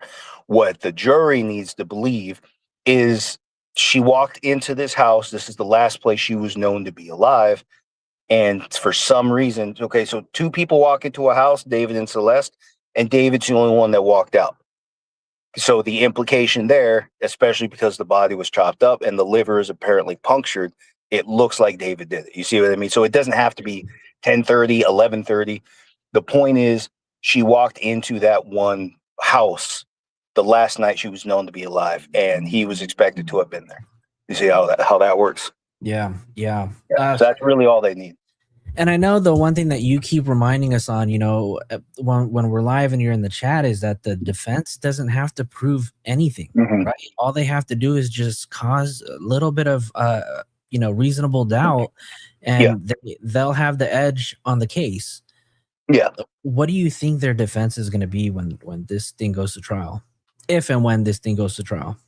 Well, right now they're going to lean on these statements here that medical examiners were investigated, and they're gonna find a way to bring that into trial. They're gonna look for inconsistencies, and we already have one that we know of. Again, the first, she was not pregnant, and then it was inconclusive. And and I know that is nitpicky, honestly, but it's not unlawful for them to bring that up so the jury can consider it. They're going to look for little things to say, no, this whole investigation was fabricated to make one person look. And that's what happened in the Alec Baldwin case. And that was the truth. The investigation was narrowed to make Alec look more responsible than he was. Part of the reason he got off, evidence that made him look innocent was hidden. So, and that's also another thing with this case, back to the David case. If there's any evidence that let's say some information is actually being removed, if there's evidence that let's say there was evidence showing that let's just entertain David for a minute. Let's just say for a moment there actually is evidence he didn't, the conclusion is wrong. There is no puncture in the liver, okay, and there is no puncture on the lung. Let's just say the evidence really doesn't show that. Okay, that has to be by law turned over to the defense. Yeah. If not, that's called a Brady violation. Yep. And if that's huge, right? For anybody on the prosecution, I mean, they can literally lose their license over something like that. You can lose your life. You can. I don't know what the criminal penalties are, but I don't even know if there are criminal penalties for Brady violations, honestly, because I know Nancy Grace got 2. The Georgia Supreme Court reversed 2 of her cases for Brady violations. And as far as I know, she just retired. I don't think she was ever in prison. But yeah, she can lose her license, and the verdict is overturned. Okay, so it's not a mistrial.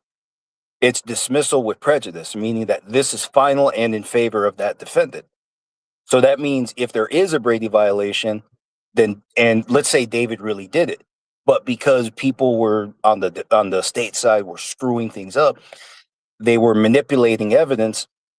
Okay, and something was supposed to go to David that wasn't turned over. If he can prove that benefit in his favor on appeal, then he walks, at least from this. As far as the other charges, the sex abuse charges, as long as that's him on camera, that's just it. He's doing at least 16 years for that. Yeah. If I read correctly, I think he's doing at least 16 years just for that. Yeah. So Your he's not thoughts on, walking. what are your thoughts on any federal charges being brought against him after this case?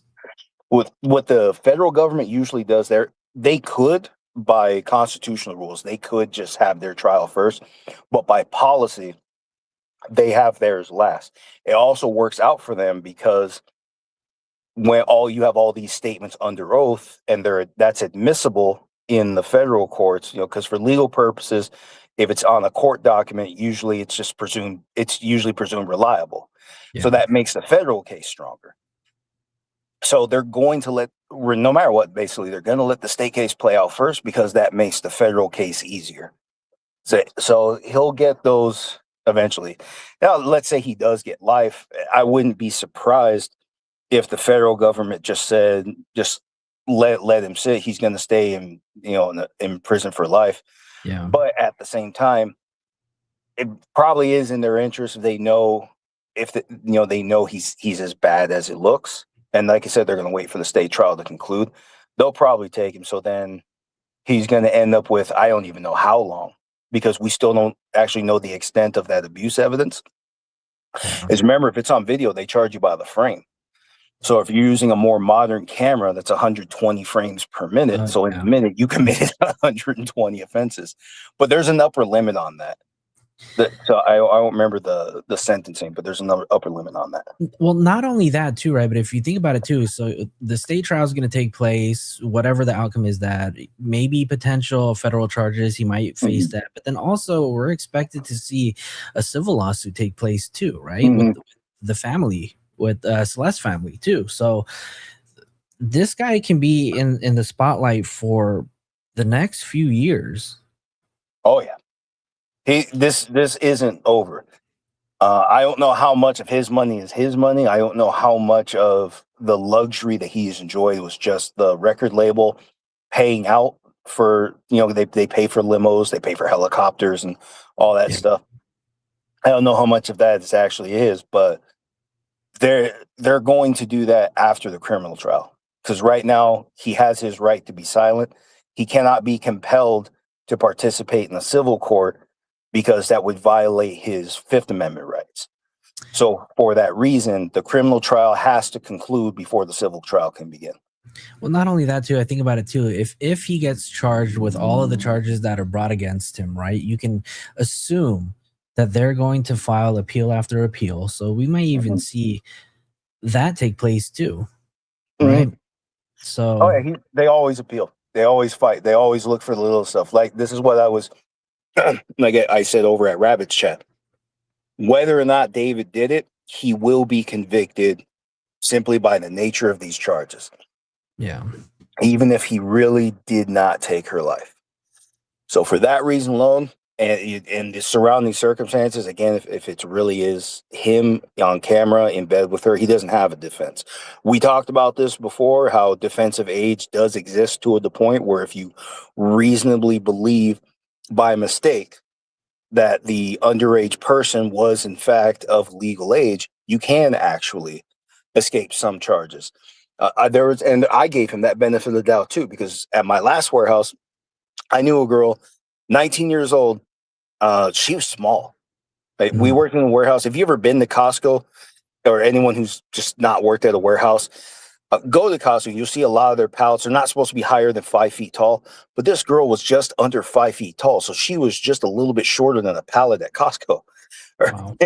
And I drive a forklift everywhere. I got to pick stuff up. I have to get out and look for this girl. Yeah, but she's 19 years old. If she was not working at my warehouse, I probably wouldn't believe her. You put a Pokemon backpack on that girl, you would swear she was on her way to school. So that's why I gave David the benefit of the doubt. Maybe he really didn't know. Now it's early on. Now we all know that's done and past. He does not have that claim. More importantly, even if he did, this specific charge, because she was under a certain age at the time the allegations take place, he doesn't have that defense. So once the state proves the illegal physical contact, that's it. But they have to prove, this is also one possibility. The charge says that there has to be 3 illegal acts within a 3-month period. And I looked this up. There was a guy who he got off because the state proved 2 acts in a 3-month period, not 3. So he did get out on appeal because of that shortcoming. I don't know about a follow-up. I don't know if he was charged again with something else, but I'm just saying that can happen. So, well, I mean, we're really gonna have to wait and see what this evidence brings, then, right? Yeah. It's always, we always got to wait for trial. Things are always unfold very differently at trial. People, especially right now in the investigation phase, witnesses change stories, and that's the big one with Aysia Collins. Her last name's Collins, right? Yep. So that's one of the big ones with Aysia Collins right now. She initially said she didn't know Celeste or never met Celeste, or I don't know if the context of the statement was accurate, but people think that she was trying to hide any knowledge of Celeste. They think she was looking out for David, apparently. I don't know what the truth of it. I don't know what the truth of that is, but let's say that's the truth, though. And that's normal in the investigation phase. People change their stories. I don't know who that is. I don't want nothing to do with it. And then the government starts showing you stuff. Says, yeah, you do. You know her. You've been in chat rooms with her. And granted, a chat room is not the same as a formal hello and exchanging names. True. But from a government standpoint, when in a criminal investigation, that's a little bit stronger than people think. So she would eventually have to yield and say, okay, we met. I didn't know her well, but it could go on from there. But stories change. So that's why it's always best to wait for the trial, because now things are more organized by the time we get there.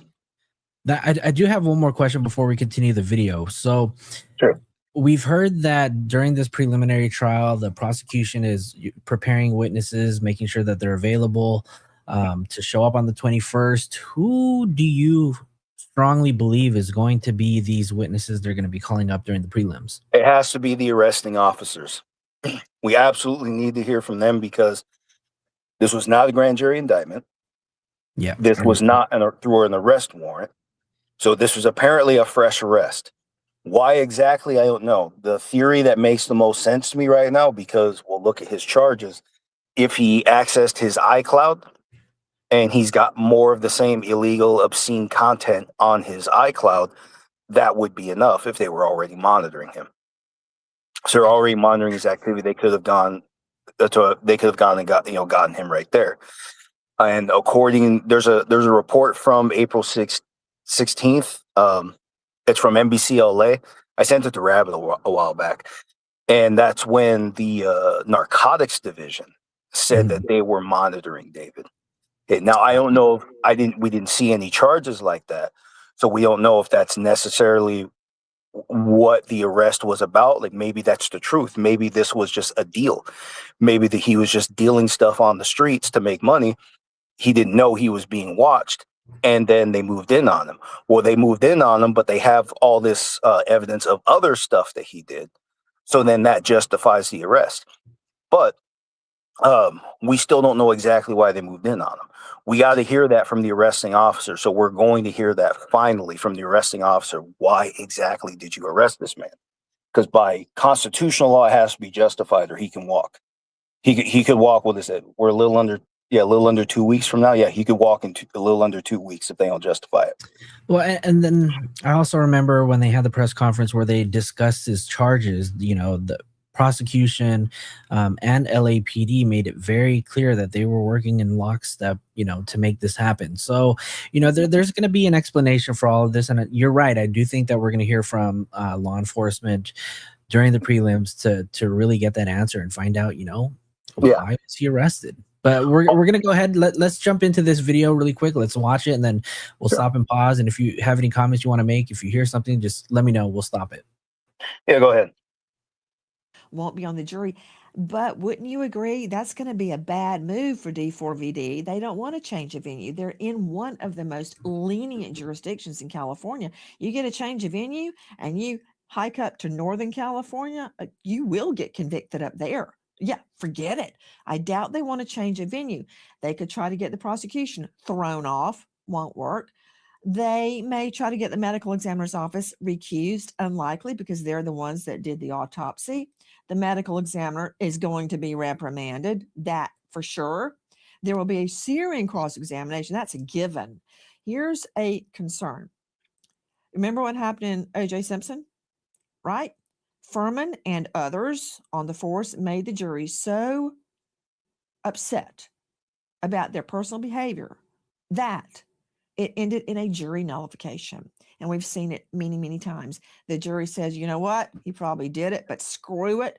The state was horrible. We're not convicting. It's a punishment for the state.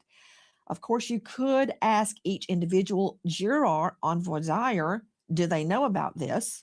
And if they say no, and they can keep an open mind, the case moves forward. What do you think is going to happen? I want to hear what he says. I'm very curious about what he says. But as far as transferring venue in California, I don't know. Maybe that does depend, because it really does depend where you go. Because you're down here in LA with me.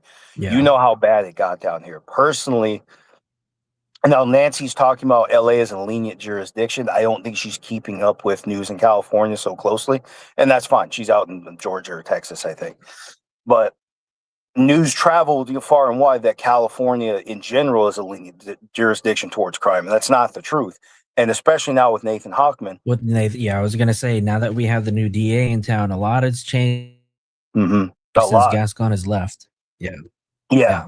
And what and he made that promise. He made that promise to, LA that the times have changed. It's not, we're out with the old and in with the new. Yeah, he got 63.1% of the final vote, guys. And that should tell you a lot. But if it's not telling you, then people got to understand, because crime did get so bad over the last few years, juries are impatient. Juries are much more likely to convict on the optics alone. They're just so fed up with everything that has gone wrong over the last few years. Anyone on that jury with a chance to punish somebody, I think more likely we are going to see a jury that is eager to punish no matter where he goes in California right now, especially for these charges. Now, I talked to Chloe about this a while back. Mm-hmm. Our courts, Shout out to Chloe. I know if she's back. And now our courts have a rule, a motion to sever. So if you have a client like this who has multiple charges, you can file a motion arguing that the charges should be separated so that David should have maybe two trials in this case instead of one.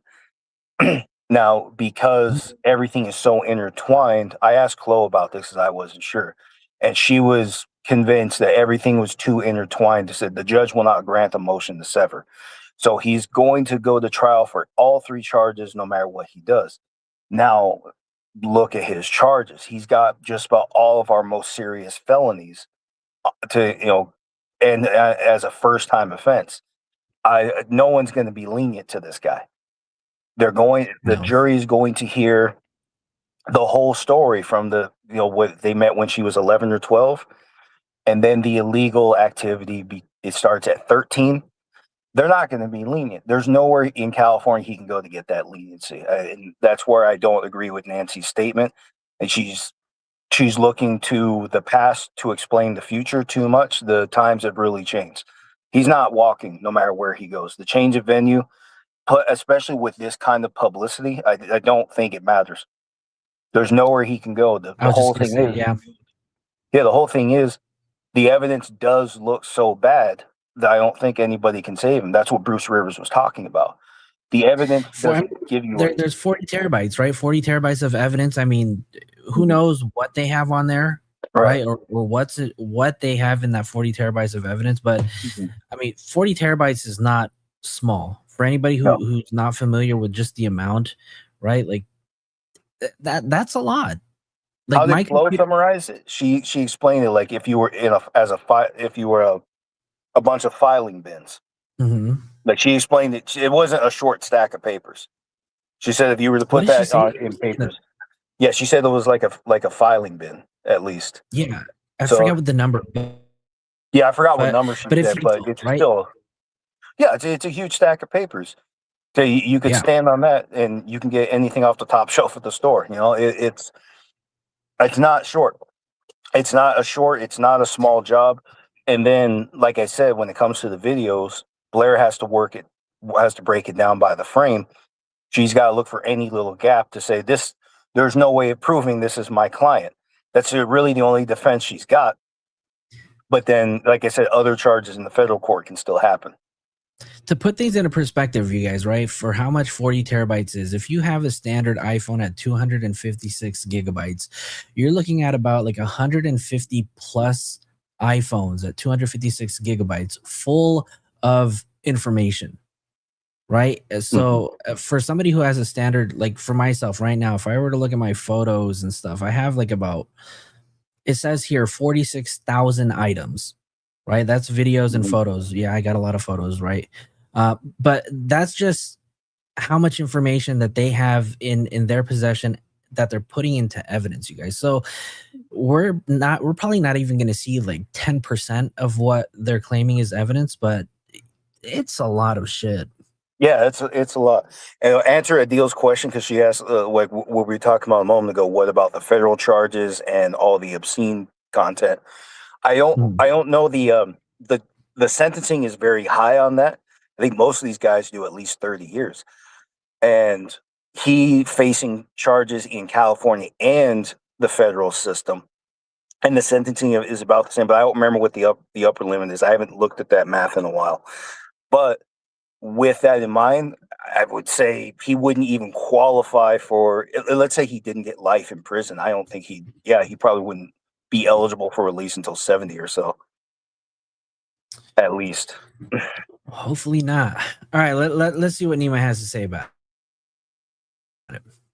Things except the change of venue. Like you said, and LA County is by far and away one of the best venues for defense lawyers. And like you said, the defense is going to put law enforcement on trial. This is defense lawyering 101. It started from the OJ case, but there are a lot of people here in LA County where I'm sitting that don't trust law enforcement, don't trust our government. And this is going to feed into that. But disqualification motion for the DA's office? Absolutely. We saw this in the Tyler Robinson case for Charlie Kirk. This is something the defense is going to do. Try to get the whole process.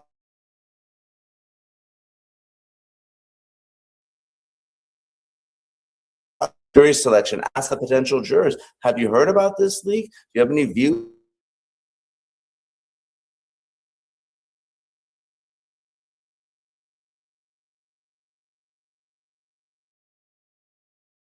About the LA County? Speak the truth. It's known to us as jury selection. You know, I got another question to Dr. Bethany Marshall joining us, renowned psychoanalyst. She's the author of Deal Breaker. She, of course, has her own psychoanalysis clientele. She has a full-on practice. You can see her not only on Peacock, you can see her on that blends in with the wall. Yeah. Is it freezing for you guys too? Yeah, it was skipping on my end. Okay. I've been having some internet issues here. Put a 1 in the chat if you guys can hear me. Joe, you can still hear me? Yeah. Okay, so that means we should still be on, but I'm wondering if they're getting it. Yeah, I still hear you. Yeah. Okay. Yeah, it was just skipping for a bit. Okay. Yeah. So Nima didn't have anything I need to comment on. Yeah. I mean, he's right. I understand what they mean. The jurisdiction does make a big difference. Look at the difference between, let's say, Derek Chauvin, which was in Minnesota. That's a jurisdiction that doesn't trust cops. What he did was blatantly against constitutional statutory laws, and he got convicted. And then you go to Georgia, and I think the incident took place 2023. But two or three cops beat a handcuffed man to death, and the jury said not guilty in Georgia. Now, in both cases, you have handcuffed men who died, and our courts are clear that is a constitutional violation, and our statutory rules are allowed to punish those police officers. And that's the difference between jurisdictions. Minnesota, they don't trust cops as much, so they convict it. And then Georgia, they'll let cops do whatever they want, apparently. But in both cases, the cops broke the law. The juries just didn't agree, didn't all agree. So the difference in a venue does matter. I just don't think it's going to matter as much here in California, like I said, because the way crime escalated, the way things got out of control. I don't think David is going to get the same. Yeah, and to be honest with you, I don't think they're going to get a change of venue regardless. So go ahead. Let's see what this Oh, will say. you can see her on Netflix. Now she's a star of a new podcast, On the Couch with Dr. Bethany Marshall. Okay, all that said, Dr. Bethany, why would you leak sensitive information? It's so clandestine, setting it up, providing the information. Why? You know, Nancy, this is their job. They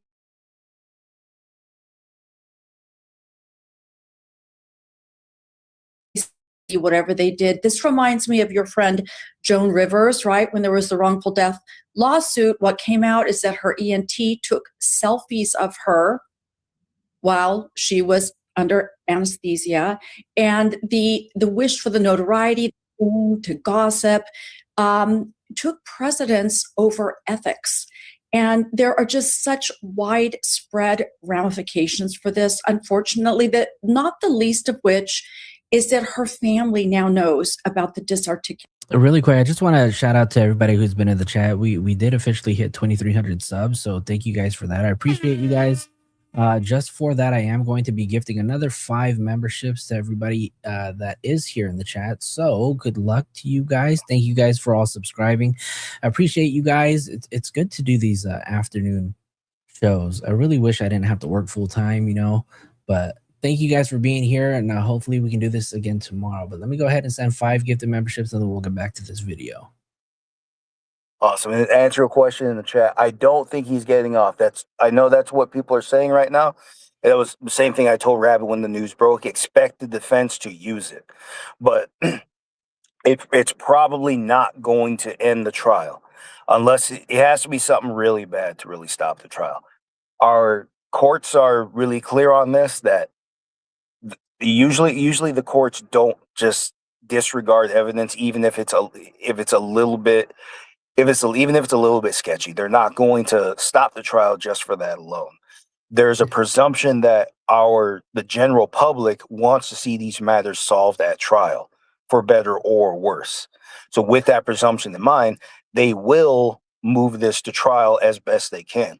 What the judge may do, because the judge has a lot of ways to remedy this. The judge could, she could say certain phrasing isn't allowed. Like, remember what's the big one? The sentence that he stood by as she bled out.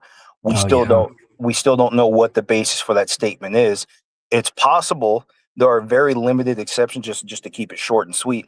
There are limited exceptions for third-party statements that make a defendant look bad, depending on when they were said. That could be admissible. That could have been something he said to what's his name?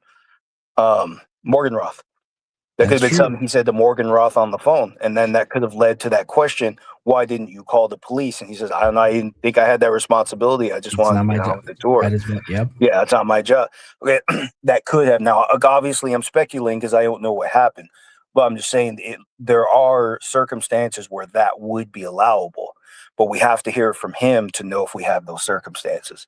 But like I said, let's say there's no basis for that statement. The judges would just say that's not allowed at trial. Same thing with the medical examiner's report. Like I said earlier, it's not impossible. It's actually fairly common for experts to reach multiple conclusions over time until they finally settle on something. That's not a problem. If that's all we've got, then David has no complaint at trial. Now, like I said, because there's publicity, Blair, the lawyer, is going to lean on that at trial to say this is being manipulated, this is being altered to single out my client. She's going to say it for the record, because if you don't say it for the court record, then you can't bring it up on appeal if it does happen. So she's going to say it anyway. But I bet you we need to hear something really, really bad in order to stop this. And right now we don't have that.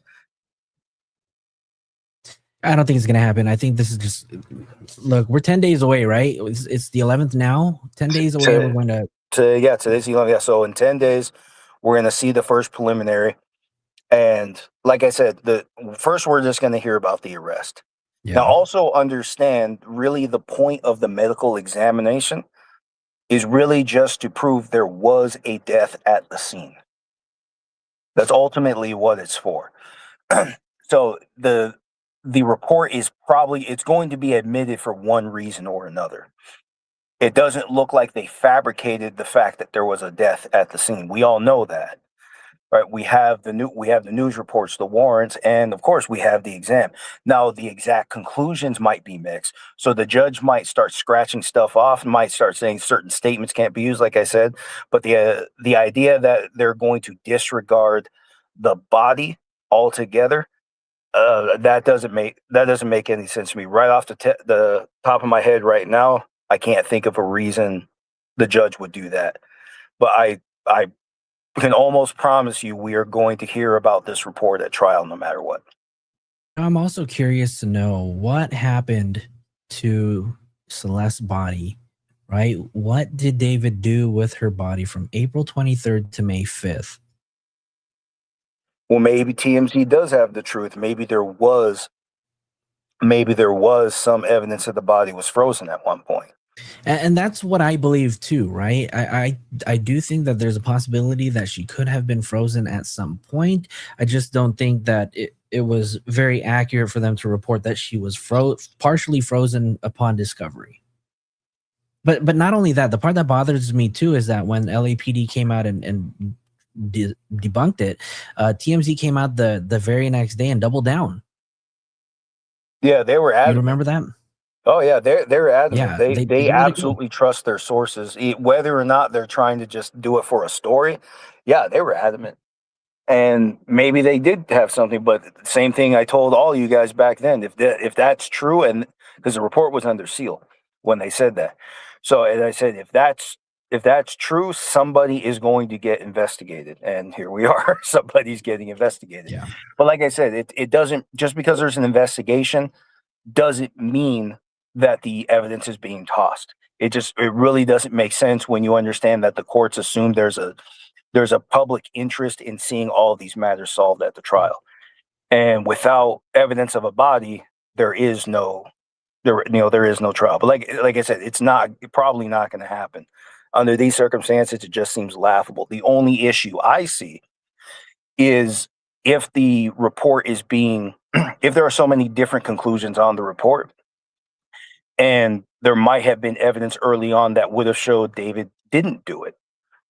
Or, like I said, maybe something was fabricated, for example. The defense has a right to know about it. That's a U.S. Supreme Court rule from Brady versus Maryland, that once the prosecution has that evidence, they have to turn it over. If they hide it and it comes out on appeal, then at least that charge will get scrapped.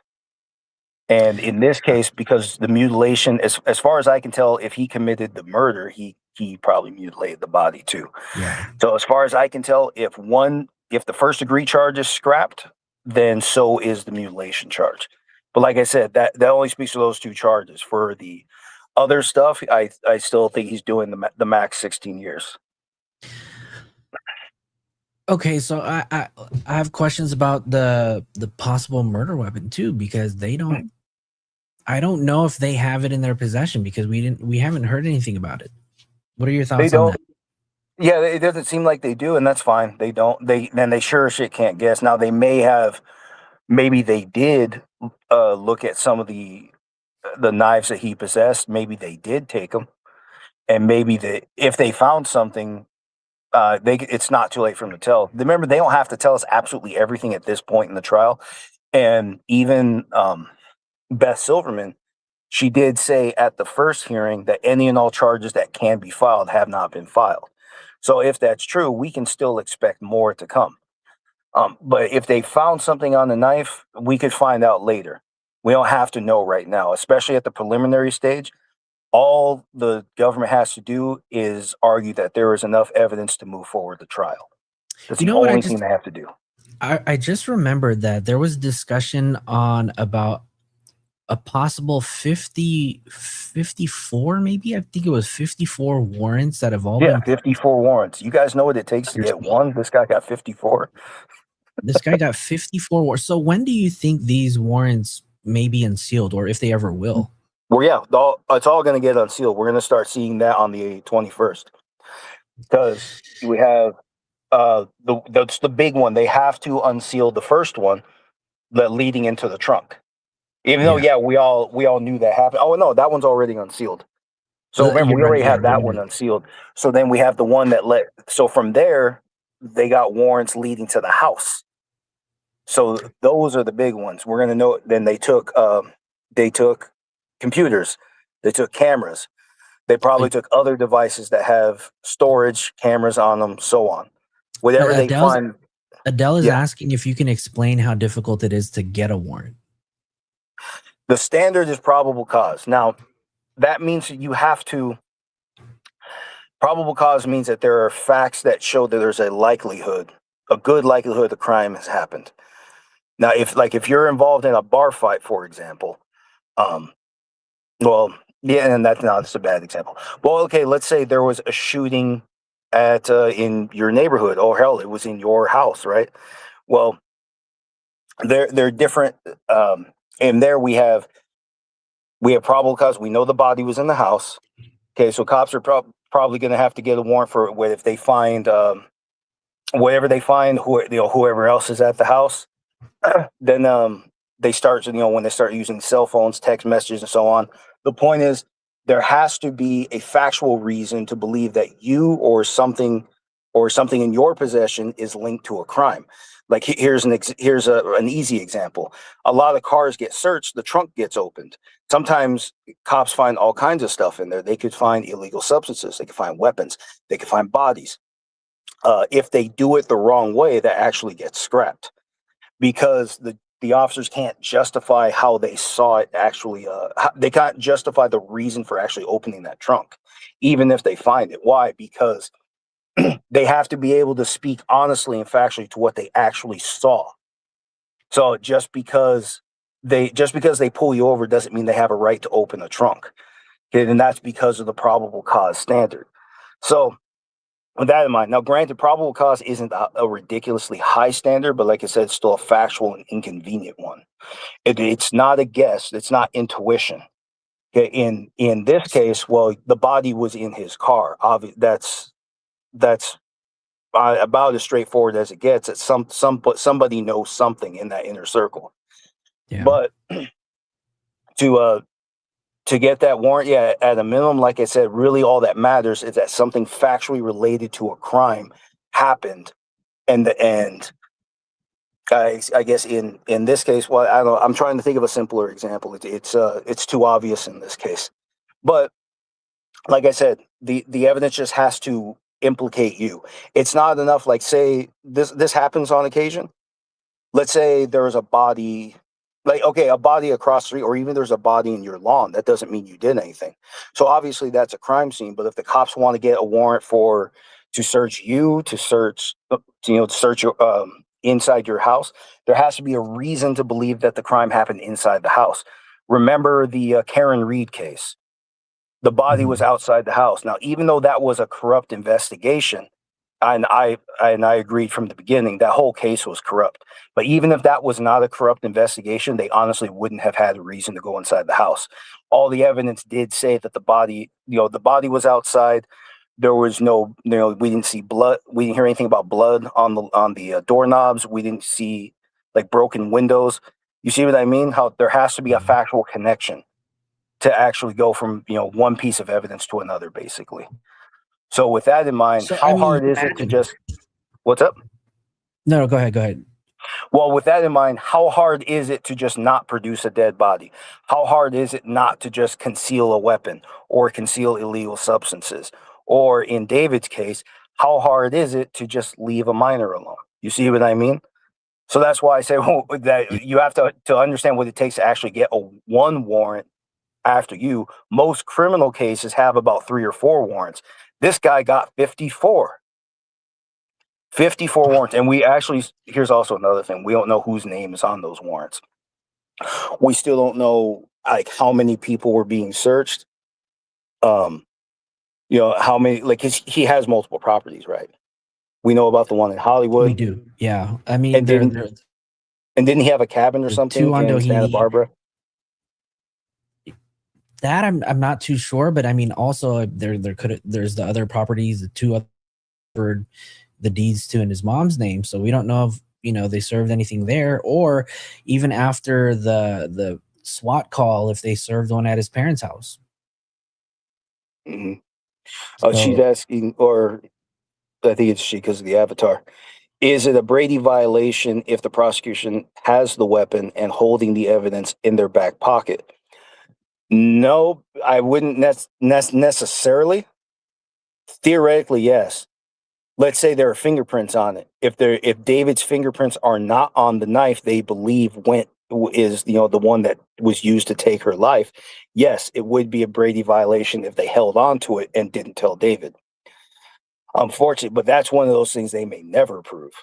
I don't know how I don't know how that would come up, because to prove a Brady violation, it's not enough that the prosecution hid the evidence, but on appeal, you have to explain why this evidence would have worked out in your defendant's favor, and what would that outcome be.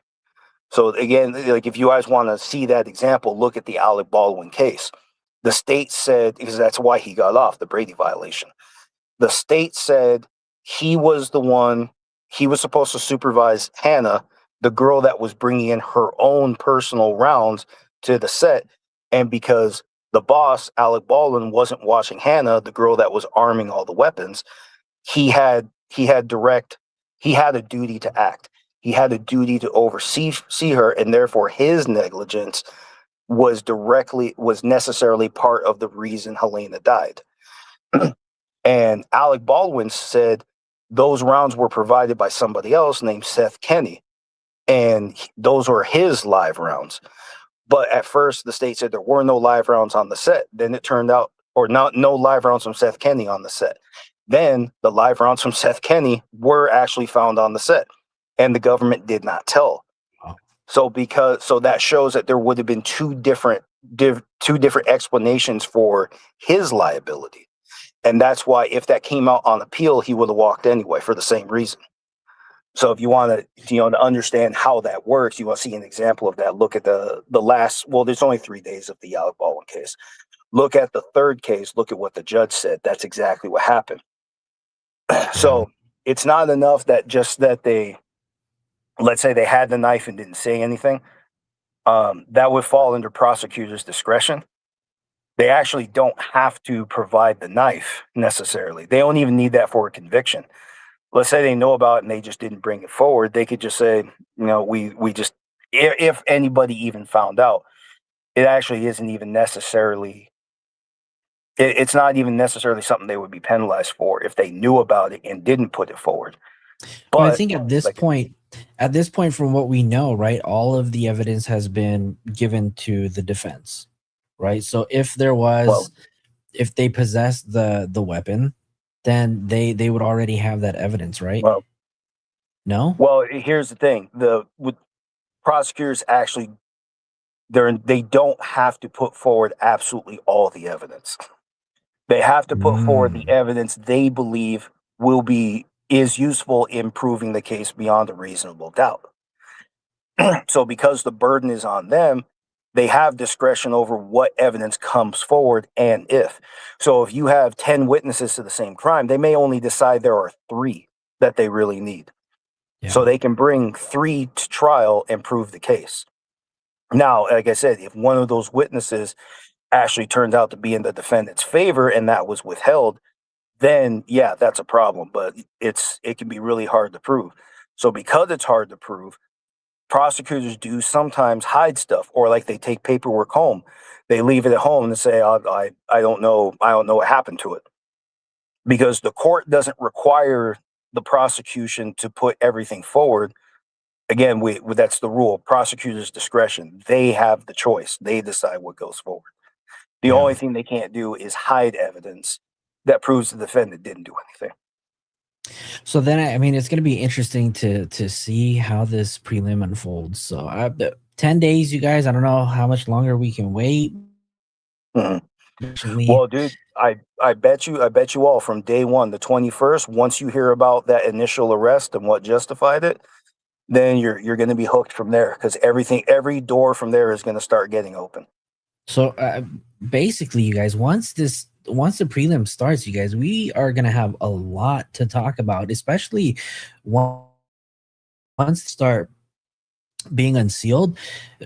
This is just going to get bigger and bigger, you guys. If you guys thought that there was a lot of attention on this case now, wait till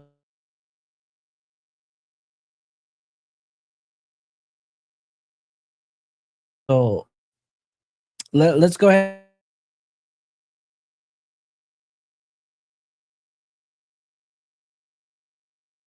and what happened in that garage. So it's trauma upon trauma for them. You know, Nancy, I have to go back to something. If his was showing in court, if he is sending the message, kiss my to the judge, how did he treat an 11-year-old little girl? What kind of power did he have? Where did this come from? And what did when they were investigating this, what did the reports? No, where did it come from? If his ass is showing in court, what the hell is she talking about? So there was a report that came out, I guess on TikTok. Somebody was saying that, like, I don't know, it looked like his pants may have been down, but I don't know. That's definitely just, you know, somebody's. Well, isn't he the type? Right. Could be. Well, I don't know. He was prosecution. Well, here's the thing. Remember, he's skinny. He's not much over 100 pounds. Like Celeste might have been heavier than him at one point. He's not a big guy at all. And tall. That's why Strategic Eye said he's going to make a great bottom boy. Yeah. Yeah. Well, it could have just been close hauling up. If the judge said something, then it doesn't matter if it was an accident. If the judge says don't do it, then make sure it doesn't happen. Well, they also That's your said one that, fair point. They also said that Blair went in the courtroom like rubbing his back. No, they can do that. That's the lawyer's going to tell you, hey, it's going to be good. We're going to get you through this. The lawyer can't make you a promise like I'm going to get you off the hook. That's against their ethics code. But they can tell you, we can fight this. We can win. We still have the appeal. It's not hopeless. But we don't want to go to the appeal if we don't have to. We're going to fight this at trial. I've done this before. I'm going to do it. I can do it again. But, you know, they just can't make you a promise that they're going to get you off the hook. Yeah, I mean, just like in nursing too, right? I mean, we can never, you know, provide false reassurance to a patient and tell them everything's going to be okay, you know. Yeah. See, you get it. You can't make, just don't make promises. Yeah. There's never make a promise you can't keep. Right? Anyway, let's continue. I got thrown off by that. Like, what? Yeah. It probably is a lot worse than we even know. We're former NYPD Detective Sergeant, Joint Terrorism Task Force, former Chief Security Officer, and co-star of Gold Shields podcast, author of Workplace Safety. Joe, did you speed the video up? Dan, no, the ad. Yeah, the 1.25. Oh, let me do that. Yeah, we can do that. Eesh, that's how gonna be bad. deflating is it that you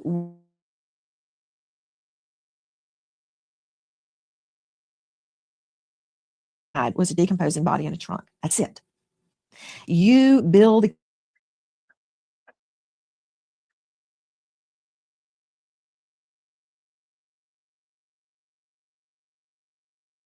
case like the LAPD.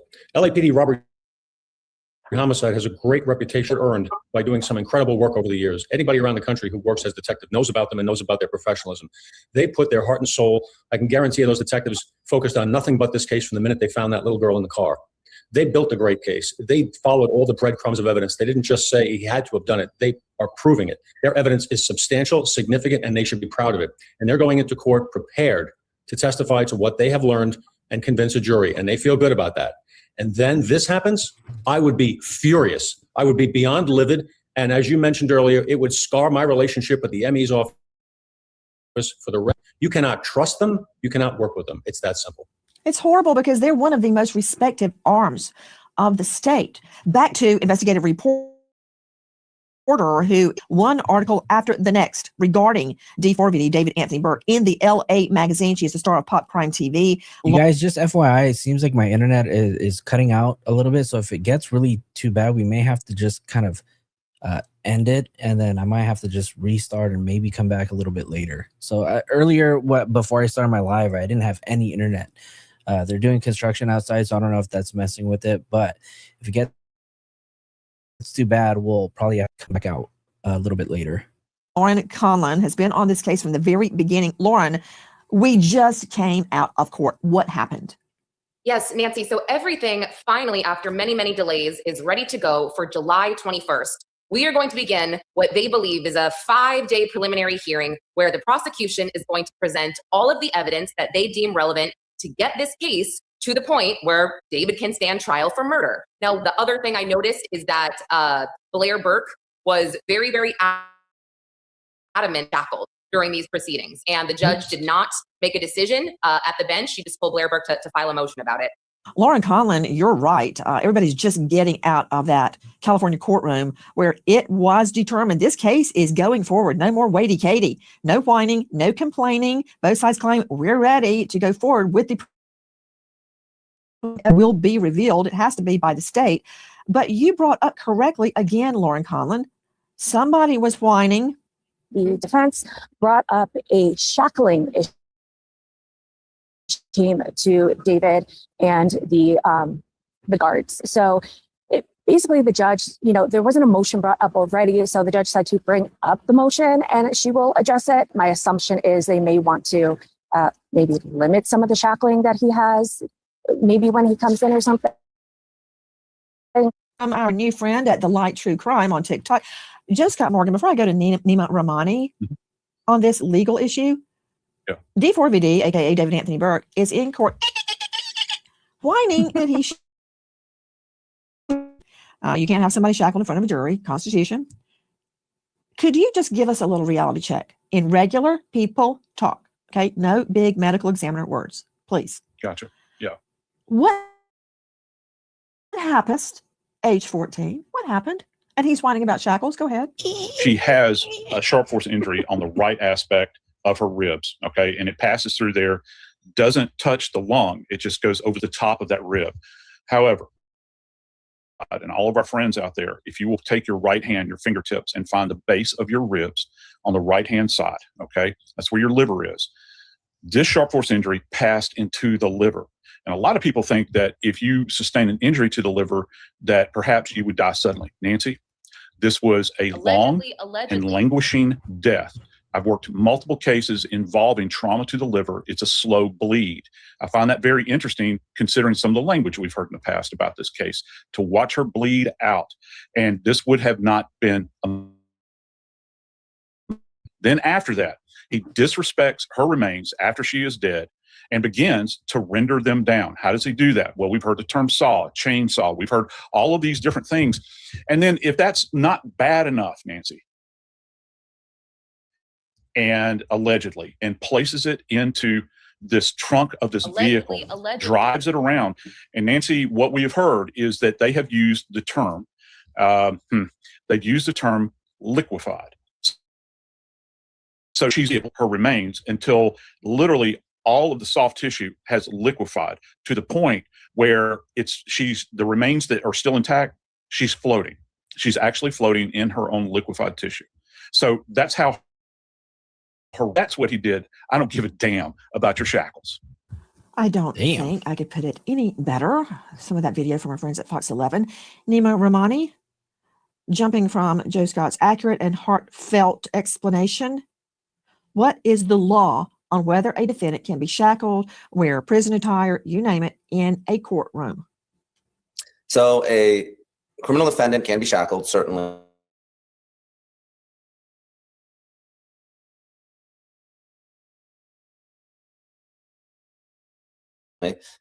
Generally speaking, again, it's up to the judge. When a jury is present, they will not be shackled.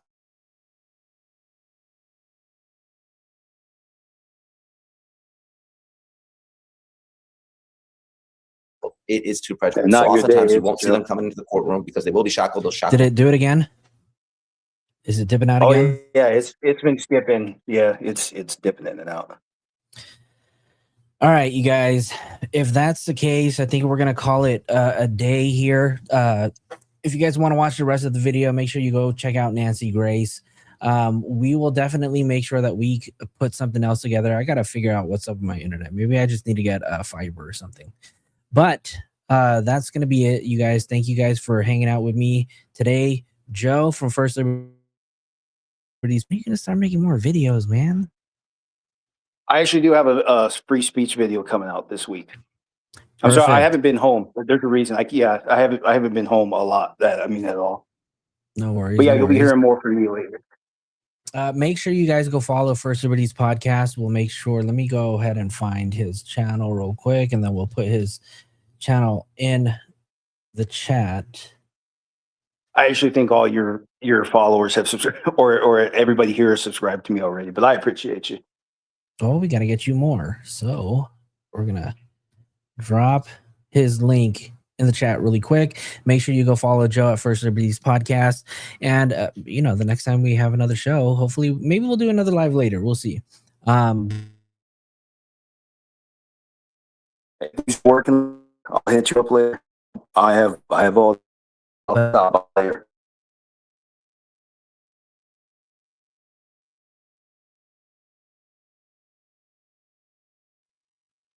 So for all of you guys who are tuning in, thank you guys for helping me get to 2,300 subs. I appreciate you guys. I love you guys, and we'll see you guys later. Thank you guys. Peace out.